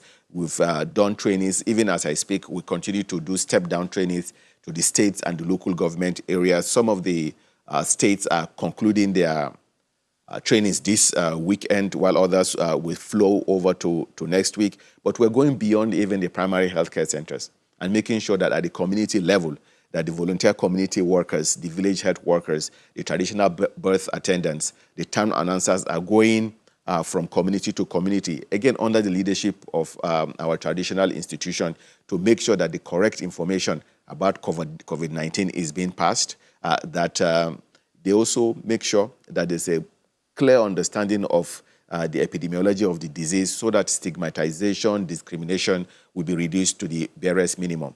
When people have a clear understanding of a disease, then this misinformation does not spread like wildfire.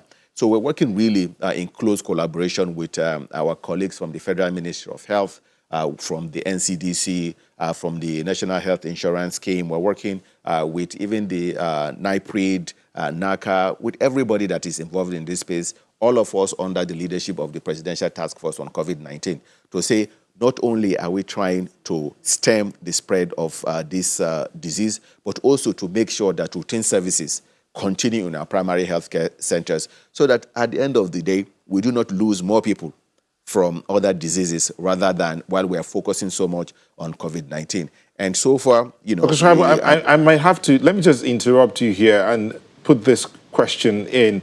There is still this rumor going around about the use of vaccines for COVID-19. I know you're talking about going through the traditional institutions, but that's not appearing to stem the spread of the rumors about vaccines and COVID-19. What is your agency doing anything to clarify that? We're doing in terms of making sure that the right communication, the right information goes to the communities, right? So apart from the interpersonal communication that we're doing, we also have produced in conjunction with the NCDC information, education, and communication materials, right? working with our development partners. This is why we have the UNICEF here, we have the World Health Organization. We're working together as a team to make sure that the correct information goes to our community members. It's kind of hard in the day of in these days of social media to prevent fake news. But one thing that gives us confidence is that once community members have the right information, then even when they read all of this information about people wanting to be forced to take vaccines, they'll look at it and say, oh, this is fake news, right? In the first place, there is no vaccine that is available for COVID-19. What the pharmaceutical industry, what people who work in the vaccine space have made it very clear is that we are at least a year to 18 months away from any vaccines. So when people are spreading fake news that all Nigerians are going to be forcibly vaccinated, or there are experimental vaccines that will be used in Nigeria in the next few days or in the next few weeks, it's a no-brainer that it makes no sense that if there's no vaccine, how can you be talking about experimental trials? So I also want to make it very clear that Mr. President, has been one of the foremost advocates of immunization in Nigeria. He has immunized his grandchildren, and the support that he gives to the immunization program, to the primary healthcare program, is unprecedented. The support is for our routine immunization program. We want to sustain our routine immunization program so that people do not die from vaccine-preventable diseases. The issues of vaccine against COVID-19 are issues that we will deal with later. But we have organizations such as NAFDAC, which has been charged with the responsibility of examining every drug, every food, any vaccine that will be introduced to Nigeria. NAFDAC is led by Nigerians working with our development partners. We have the integrity to make sure that we will not bring anything that will harm Nigerians. This is public service, right? This is exactly why we're here, to do what is sacred in the interest of Nigerians, to protect Nigerians. So it's fake news when people talk about these vaccines being available to harm Nigeria. Never in a million years will anybody who is a Nigerian, sign off to that, right? So we see example of the polio, the anti-polio elements that said, oh, the oral polio vaccine was going to stop Nigerians from, having babies. It's an infertility producing agent. But look at how Nigeria's population is growing, right? Look at how in northern Nigeria, the average woman has, 5, 6, 7 kids. You right? have to interrupt, because I need to get this question in before we go, and we're winding down right now. How can Nigerians and other parties support NPHCDA's mission to increase uptake of routine immunization? So the uptake of routine immunization is everybody's job in Nigeria. Every single Nigerian has a responsibility to support NPHCDA to pass on the correct information about the value of immunization, about how effective immunization is, and how in the last few years we've been able to demonstrate that some 2 to 3 million deaths are averted as a result of immunization alone. Even it's one of the advantages that we use in the routine immunization program, the pneumococcal vaccine, for example, has prevented up to 40,000 deaths annually, right? So it's a no-brainer that everybody needs to come on board to support immunization. It's very clear that immunization works, and we should encourage at every opportunity parents to take their kids. We should encourage governors to make the necessary budgetary provision to make sure that apart from fixed posts where vaccines are given, also the outreaches, the transportation, the logistics that is necessary to get to the hard-to-reach areas, right? So at every opportunity, it is everybody's work. It's not just NPHCDA, but everybody's job to speak positively about how we've been able to eradicate smallpox using vaccination, how we are this close. Next month, we'll have been declared polio-free, again because of vaccinations. So it's such a task that everybody has to be involved in, and we're proud of the leadership that is provided by President Muhammadu Buhari, the Honorable Minister of Health. We're proud of all the partnerships that we share with the UN agencies, and we're very confident that we're able to reach our marks. You know, we're going to get past COVID-19, and we'll continue that trajectory towards making sure that every kid in Nigeria gets the vaccines that they need. Okay. Mr. Hawkins, real quick, in like 60 seconds, do you see any challenges ahead, and how can they be resolved? The main challenge is protection of health workers, is making sure there are sufficient PPEs in country as quickly as possible for every single health worker to be able to be protected. Because once you protect them, they can protect the population. The second is greater consistency state to state on and in around immunization. And then the third is ensuring that the communities have a system whereby they can feed back any of their concerns so that the primary healthcare process, especially around routine immunization, but also nutrition, antenatal care, can get engaged with the communities and meet their needs and their concerns rather than impose their needs upon them. Those three, if those are done, we will be in a very good position over the next 2 to 3 years to be able to really improve the routine immunization and the protection of children here in Nigeria. Mr. Peter Hawkins, UNICEF Country Representative, thank you very much for coming on the program this morning. And I'd also like to thank Dr. Faisal Shuaib, who is the Chief Executive Officer, National Primary Healthcare Development Agency. Thank you both very much for coming to talk to us about the African Vaccination Week. Sunrise will be right back in a short while with another interesting conversation. Stay with us.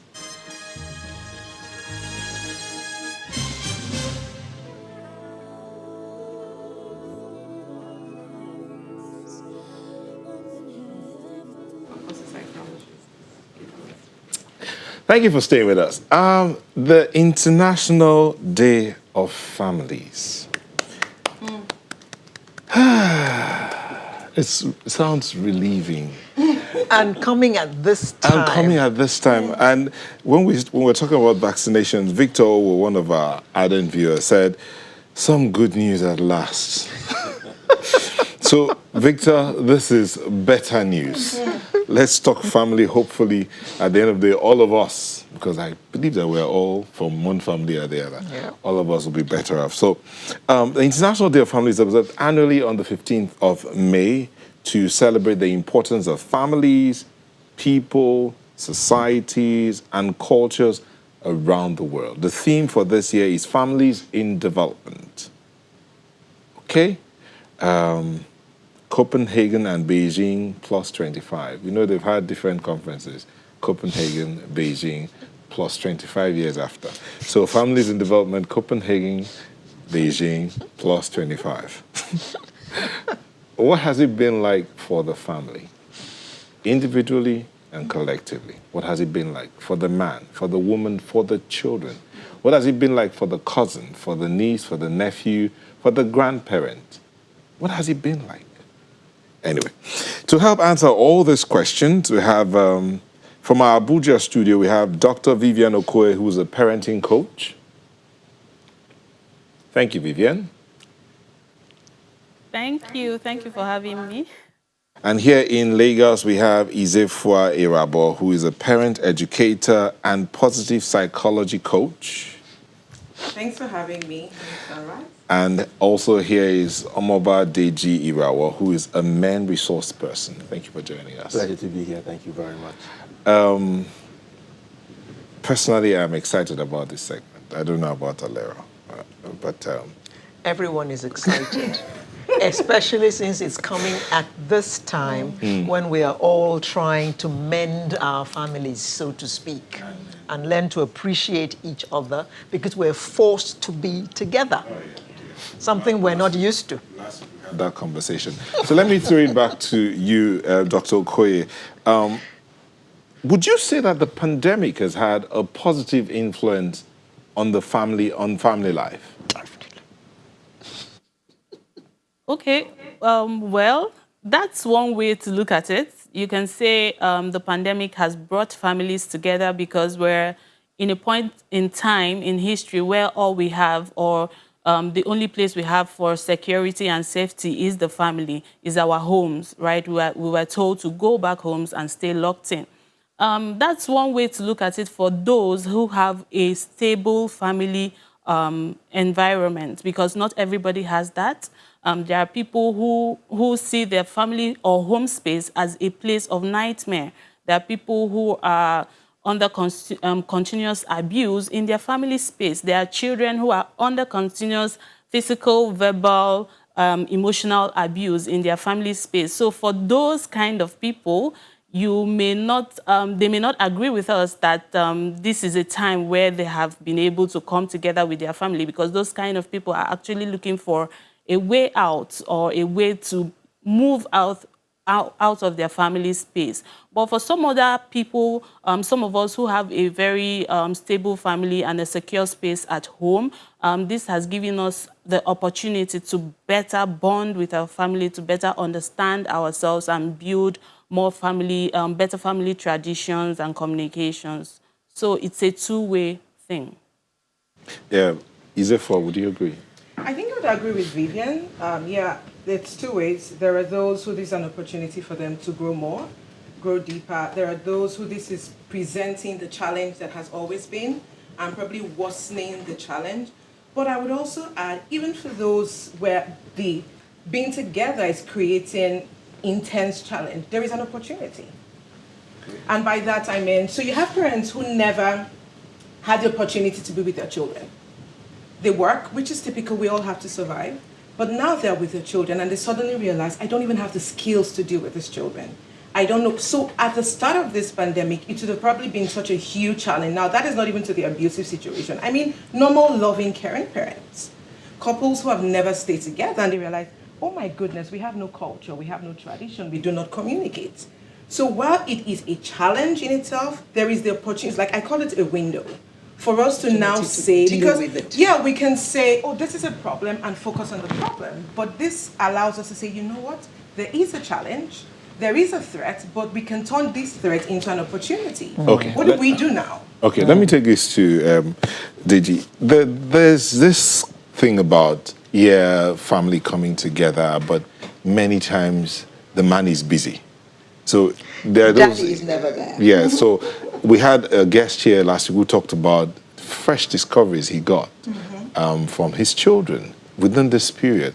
Would you really agree with them, with the two ladies who have said it's an opportunity for the family, but would you also say it's more of an opportunity for the man, like the man told us last week?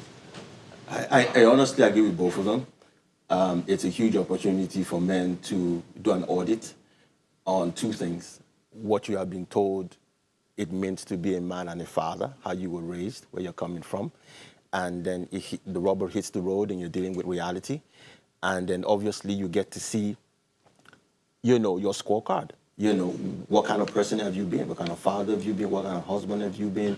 Because you can't run away. Like you said, you know, you can't go to work because you just found out that, you know, we have a way of covering those things, have a way of shielding the realities. You're not there, she's not there. But now the children are in your face, your wife is in your face, nobody's going anywhere, you're locked down for hours. You now need to, you know, deal with realities. So the question you're asking yourself is, okay, so what kind of father have I been? And you can't run away. You can pick up the bag and run. You're right there. Like you normally do. No, but that's the issue. We normally do because that was what we were told it means to be a man, which is part of the conversations we're having. The male construct or the man box that has been created for men globally is wrong. It's the way we were taught. And most of the time, that man box, you know, our permission wasn't taken. You just come into the world, you're a male, and they tell you like 6 things of what it means to be a man. And you have to morph into that. Number 1, you're superior to a girl. Number 2, a woman is an object of your sexual desire. Number 3, you're not permitted to laugh or cry or talk. Number 5, performance defines you. Number 6, you have to live large to be a man. And then you have to be built like a hawk to be respected. When you tell a boy this from day one and you morph him into that, you've already created a dysfunctional human being who is going to manifest that dysfunction at various points in his life. Yeah. So the question is not if, it's when. Yeah. So obviously, the running away is part of the construct. If you can't solve a problem, you run away from it, or you deal with it with anger. Yes. Yes. Yes. So it's a construct. Yes. So it's what society You become has abusive. Become abusive. So society has designed this man, and I normally would say it's not fair to judge what you've created. Well, I suppose it's now becoming clear that that man is not the kind of man that the world wants, right? Exactly. Okay. Now, in most cases, in Nigeria at least, a lot of men are not found in their homes in the evenings. They're either working late or they're out drinking with the boys after work.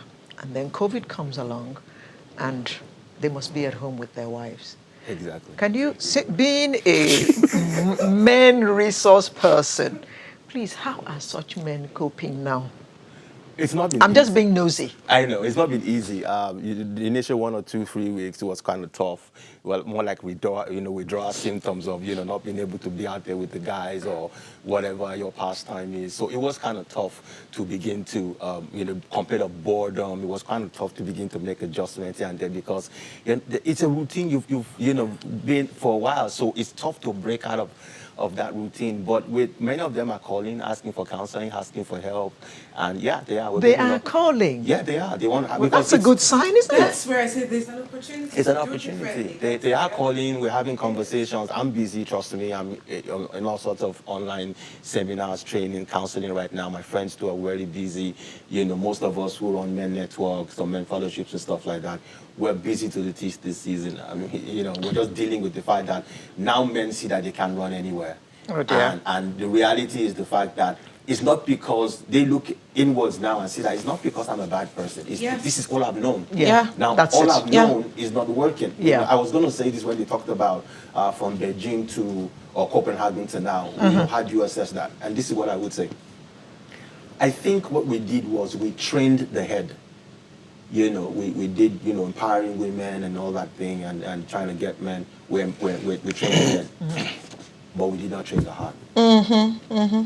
So what we have is a lot of performance-driven people, knowledgeable people, bright people, but they can't love. Okay, so let me swing this to Vivian. Vivian, so we train the head, but we did not train the heart. So there's that friction trying to marry the head and the heart together.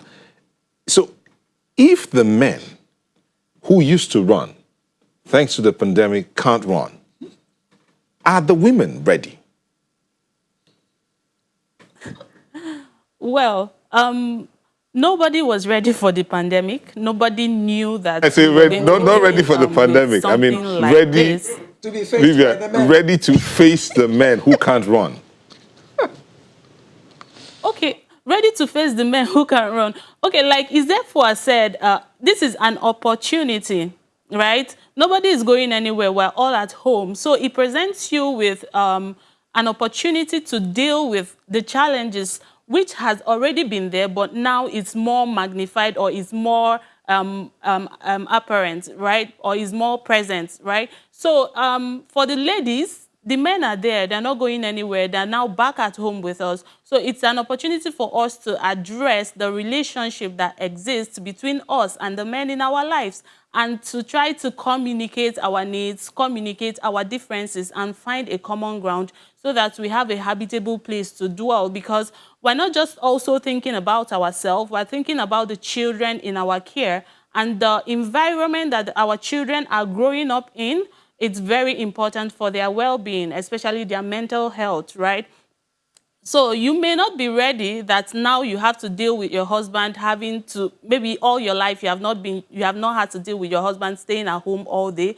And because of all the other emotional and economic challenges, these men who are at home as well may become irritable, easily irritable, aggressive, because they are not used to being stuck at home. So there may be a lot of clashes here and there, but it's in your ability to understand, stay patient, and willingness to communicate and to find a common ground and to seek for what is best for you, for your home atmosphere, and especially for the children. there is nothing that cannot be addressed. There is nothing that cannot be worked on, but it is in your willingness and your commitment to put in the work and to communicate the needs and the way forward. So you may not be ready, but you can accept the challenge and work on it. Is that while this is an opportunity from what you say, some have also talked about a rise in incidents of domestic violence. Some men don't see this as an opportunity at all and decide to take it out on their wives. Or they see it as an opportunity to instill discipline. Yeah, so on their wives. On their wives, yes. So again, it goes back to, I think, a key thing that you talked about, which is avoidance. There are two things. When the human being is faced with a challenge, you've either over the years been socialized to either approach the challenge and deal with it, or to run away from the challenge. And for some, so it's men and women. So I really don't want to just say men, because there are women that are abusing their husbands and abusing children in their care. So I really want us to strike that balance, because I literally witnessed a woman abusing a child in her care during this period. Ridiculous, right? So it's a balance thing. And it goes to how we've been socialized to solve problems, to deal with stress, to deal with pain, to deal with pressure. A lot of us learned, nobody taught us to deal with our emotions. Nobody taught us how to cope with difficulty. Okay, just hold your thoughts there. When we come back, we'll look at dealing with emotions and coping with difficulty. Sure. Do stay with us.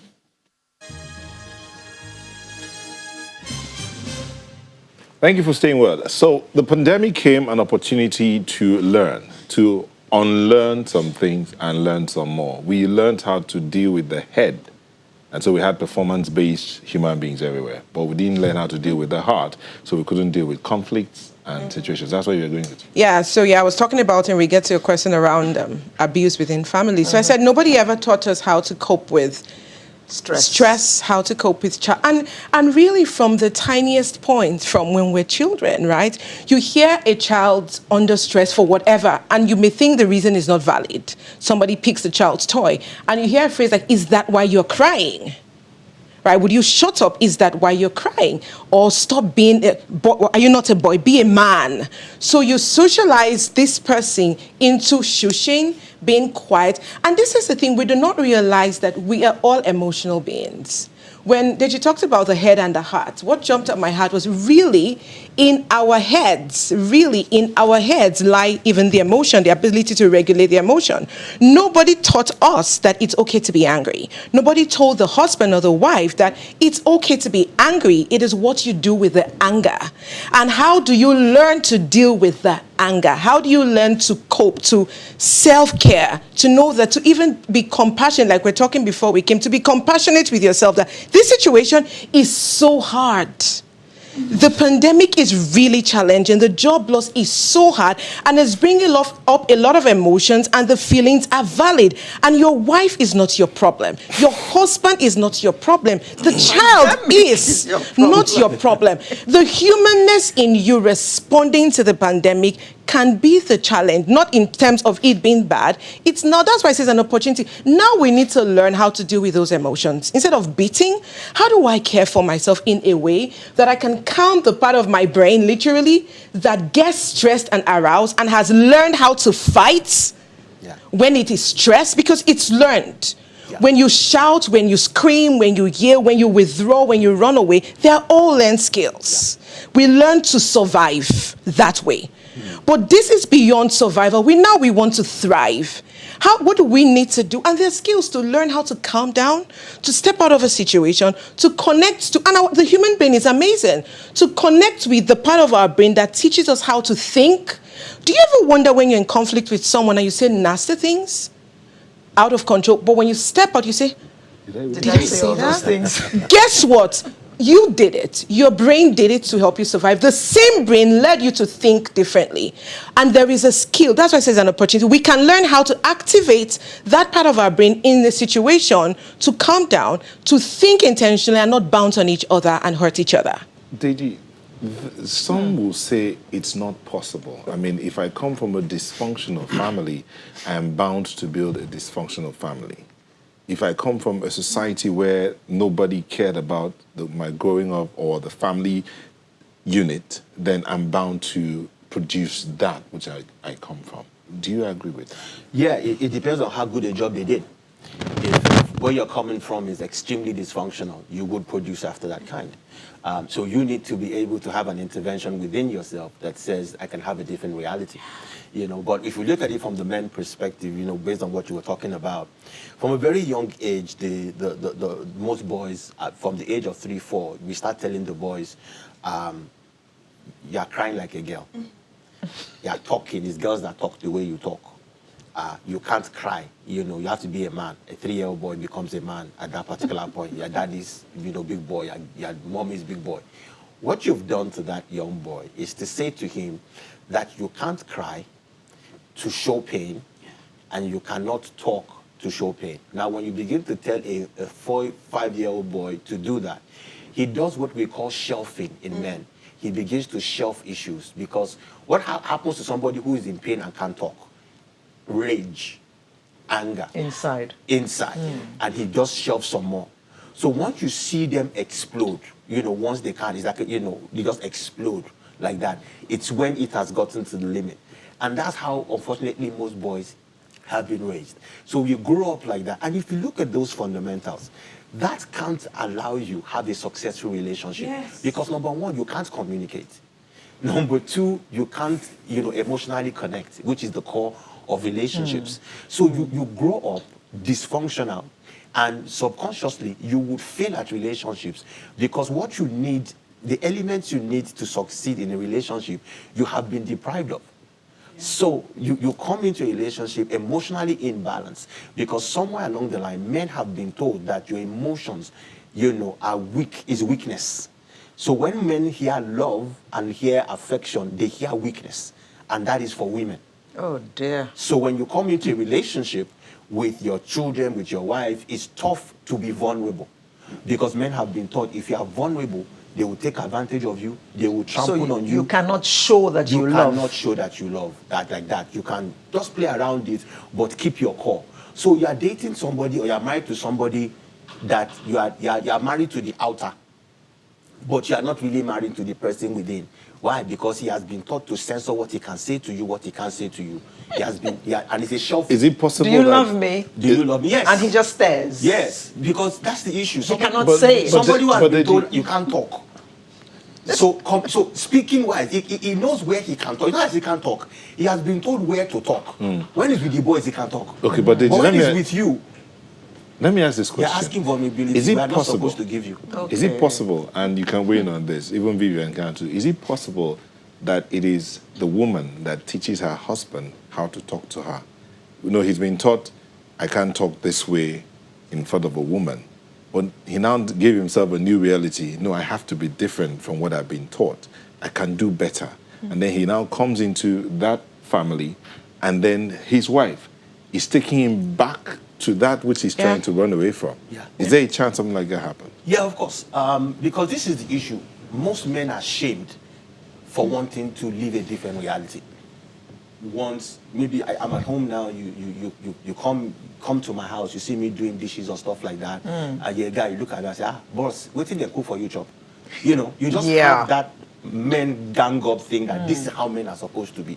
So when you find a man in that scenario who wants to live a different reality, you find that the mob or the general consensus is that men do not behave this way. So it's possible for his wife, if she understands the scenario, to be able to help bring him out. But if she has also been raised in a narrative that this is how men are supposed to be, there are women who will not allow their husband to cry in front of them. Like, why you crying? What's that? And the head of the home, if you cry, so if you're the one crying, what should we all do? And then the man feedback is that, okay, I can't be vulnerable with you. Then it goes back to default setting. So most of the times, there are times where women reinforce that narrative, and we need women not to reinforce that narrative, because sometimes, especially when families Nigerian families live abroad, the men happily do the dishes, the men happily vacuum the house, because over there roles are shared, because you work, I work. That's the construct of that society. That's why I said it's the culture that. But you are going there with your mindset. We are going there with your mindset. But your mindset changes as soon as you enter that society. Exactly. So we need more of that mindset to change here, is what we're saying. And we need more men to tell more men it's okay to love, it's okay to be vulnerable. It's okay to do the dishes. It's okay to do the dishes, it's okay to do stuff. Can I, if I understand a part of your question, I assume you're asking, is it possible that the woman's probably behavior or attitude impacts on what the man does and not just the man's history? Is that what you're saying? Sometimes. And I would say, as much as we would not say, you caused it, doesn't move us forward. It's not a blame. But this is what I would say. The human being, whether a male or a female, has a brain that has needs. The needs for survival, the need for love, the need for touch, right? The need for affection, right? So we have all of those needs. The need for connection. We are all wired to connect. We're social animals, like they say, right? We say other people matter. So if the woman is coming to the man and she's not meeting the needs of the man, particularly when that man already has I like to say a brain, because our environment shapes the brain, the architecture, literally how our brain wires. If the woman is not able also to meet those needs of the man, what happens when we do not have our needs met? We go into survival mode. Whatever he has learned over time how to survive. If how to survive is run to his friends and drink beer and be with women, he's going to go to that because that's where he feels the connection and the touch and the affection. We must understand it's not just in the physical, it is a need, it is a core need for the human being to thrive and flourish. However, if the woman is able to be able to support and meet those needs, then by meeting those needs, she starts to create a new pathway, like a support system for the man to show up differently. Now, it is challenging because she needs to fight those battles with whatever it is. And there needs to be the collaboration where we realize, you know what, like I like to, we actually have messed up brains. We need to together create a healthy, vibrant, thriving brain and support each other. Okay. So it's both ways. Vivian, there's this notion that many who don't want to change themselves would rather change their partners. That is one of the things that has led to the rise in divorces and the disruption in families. We're almost out of time. So how do we get around curbing the rate of divorce and the break in families? Based on that notion that because I don't want to change me, I change my partner. Okay, I think from the conversation we've been having so far, we've seen that the family has a huge role to play because all these things, who we become, it's as a result of what we have been exposed to, especially in our childhood. The narratives, the conditioning, everything we have been exposed to determines shapes how we behave, shapes how we think, shapes how we communicate and relate to people. I think the important thing for the family to start doing is to start equipping their children in a way that people see the needs to become self-aware. So if you're talking about curbing divorce and not wanting your partner to change, you have to look at yourself. You have to become self-aware. You have to be in touch with your own emotions. And we also have to teach these things to our children, right? Start on time and start teaching children to be in touch with their emotions and to take responsibility for their actions. Nobody can do anything for you. You cannot change another human being, so to say. You can be the best of yourself and encourage the next person to change. So self-awareness is key for people to get to know themselves, so for people to get to be in touch with their emotions, know what triggers them, sit with their emotions, nurture their emotions, and learn better ways to handle their emotions and not projecting themselves on the people around them or the people that they love or the people in their immediate society. So to answer your question, to curb the rate of divorce in the family setting, people, before you even get into that setting or marriage, you have to be self-aware so that you know that you're taking responsibility of your own actions, you're taking responsibility of your own expressions. And then we have to stay committed to raising children in a very suitable environment that nurtures their emotional well-being. We're in where we are now because we were not provided enough emotional care as children. Just like Deji said, men were taught to think in a certain way, to react to emotions in a certain way, to express in a certain way. We have to accept that we are emotional beings. We have to be okay to express our feelings and to communicate these feelings. Because the more we communicate our feelings, the more people around us know how we feel and how to relate with us. And communication is really the foundation of every relationship and the foundation of making things work in relationships. Now, Deji, you said something earlier, which I want to take you back to, about a child who grows up in a dysfunctional family, and then that's all he knows, so that's all he's going to do when he grows up. But I have known people who made up their minds that I went through this, and I don't want my children to go through it. My parents broke up when I was God knows what age, and I must make sure that nothing like that happens to my family. There are people who come to the table with that kind of mindset, and they go through with it. Yes, I agree with you. They go through with it, but the challenge is the fact that we need more people to come there. And what makes you come there is being able to accept who you are. And like, we were talking before we got on set, to accept that love and to say to yourself, I have a right to choose a different reality. Please hold your thought. We'll be back in a moment to tidy it out. Please stay with us. Thank you for staying with us. We're really having fun here. Oh, yes. And we're thinking whether it was possible to stretch to like 4 p.m. Did you about to answer a question that Lara asked? But let me put in this tweet today, put it all together. Victor says, men must change that mindset. A friend told me some years ago that her hubby told her it's the women's responsibility to take care of the children. His only role is to provide. He never went to visit his daughter in boarding house till she graduated. Oh, dear. Yeah. So what you have said to that girl is that this is what men do. Yes. And that's not true. So for us, for me to go down to the real narrative, it's a parenting issue. Mm-hmm. The way you bring up children affects how they see life and how they're going to go.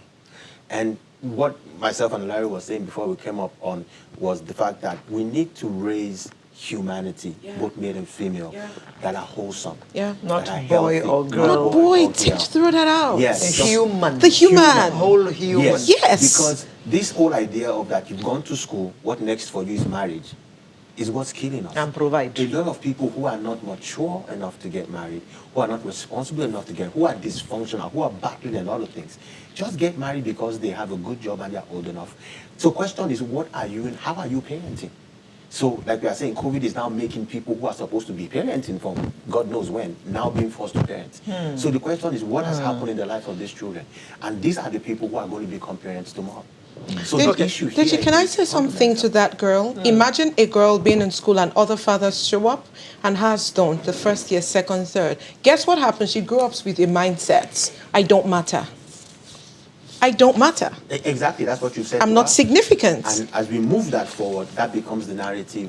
So the essence for us is we need to address that. Do we have time for one more tweet? No, we don't. We don't. We don't. Well, I just have to read this one, even if we don't make any comment on it. We compare our world with Western world as if we do not have our culture. Over there, women take men out and pay the bill. Is it the same here? In what parts of the world is divorce higher, here or in the Western world? Everywhere, like I said, we don't have statistics. Okay. We don't. All right. I'm really sorry. We would find a way to have this conversation again. Dr. Vivian Okoye is a parenting coach.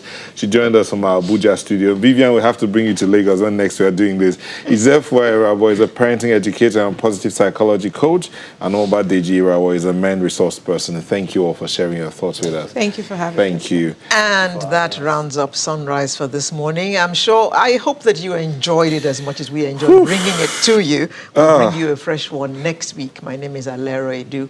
Have yourself a wonderful week, and please stay safe. Use that mask and stay out of trouble. Indeed. Thank you so much for letting us be a part of it. All those that sent in comments, the ones we could take and the ones we couldn't take, we do appreciate you, but be the best you can be. Be a family, whether individually or collectively. Love your neighbor as yourself, and stay safe. I'm Neo Tagbe. Bye-bye.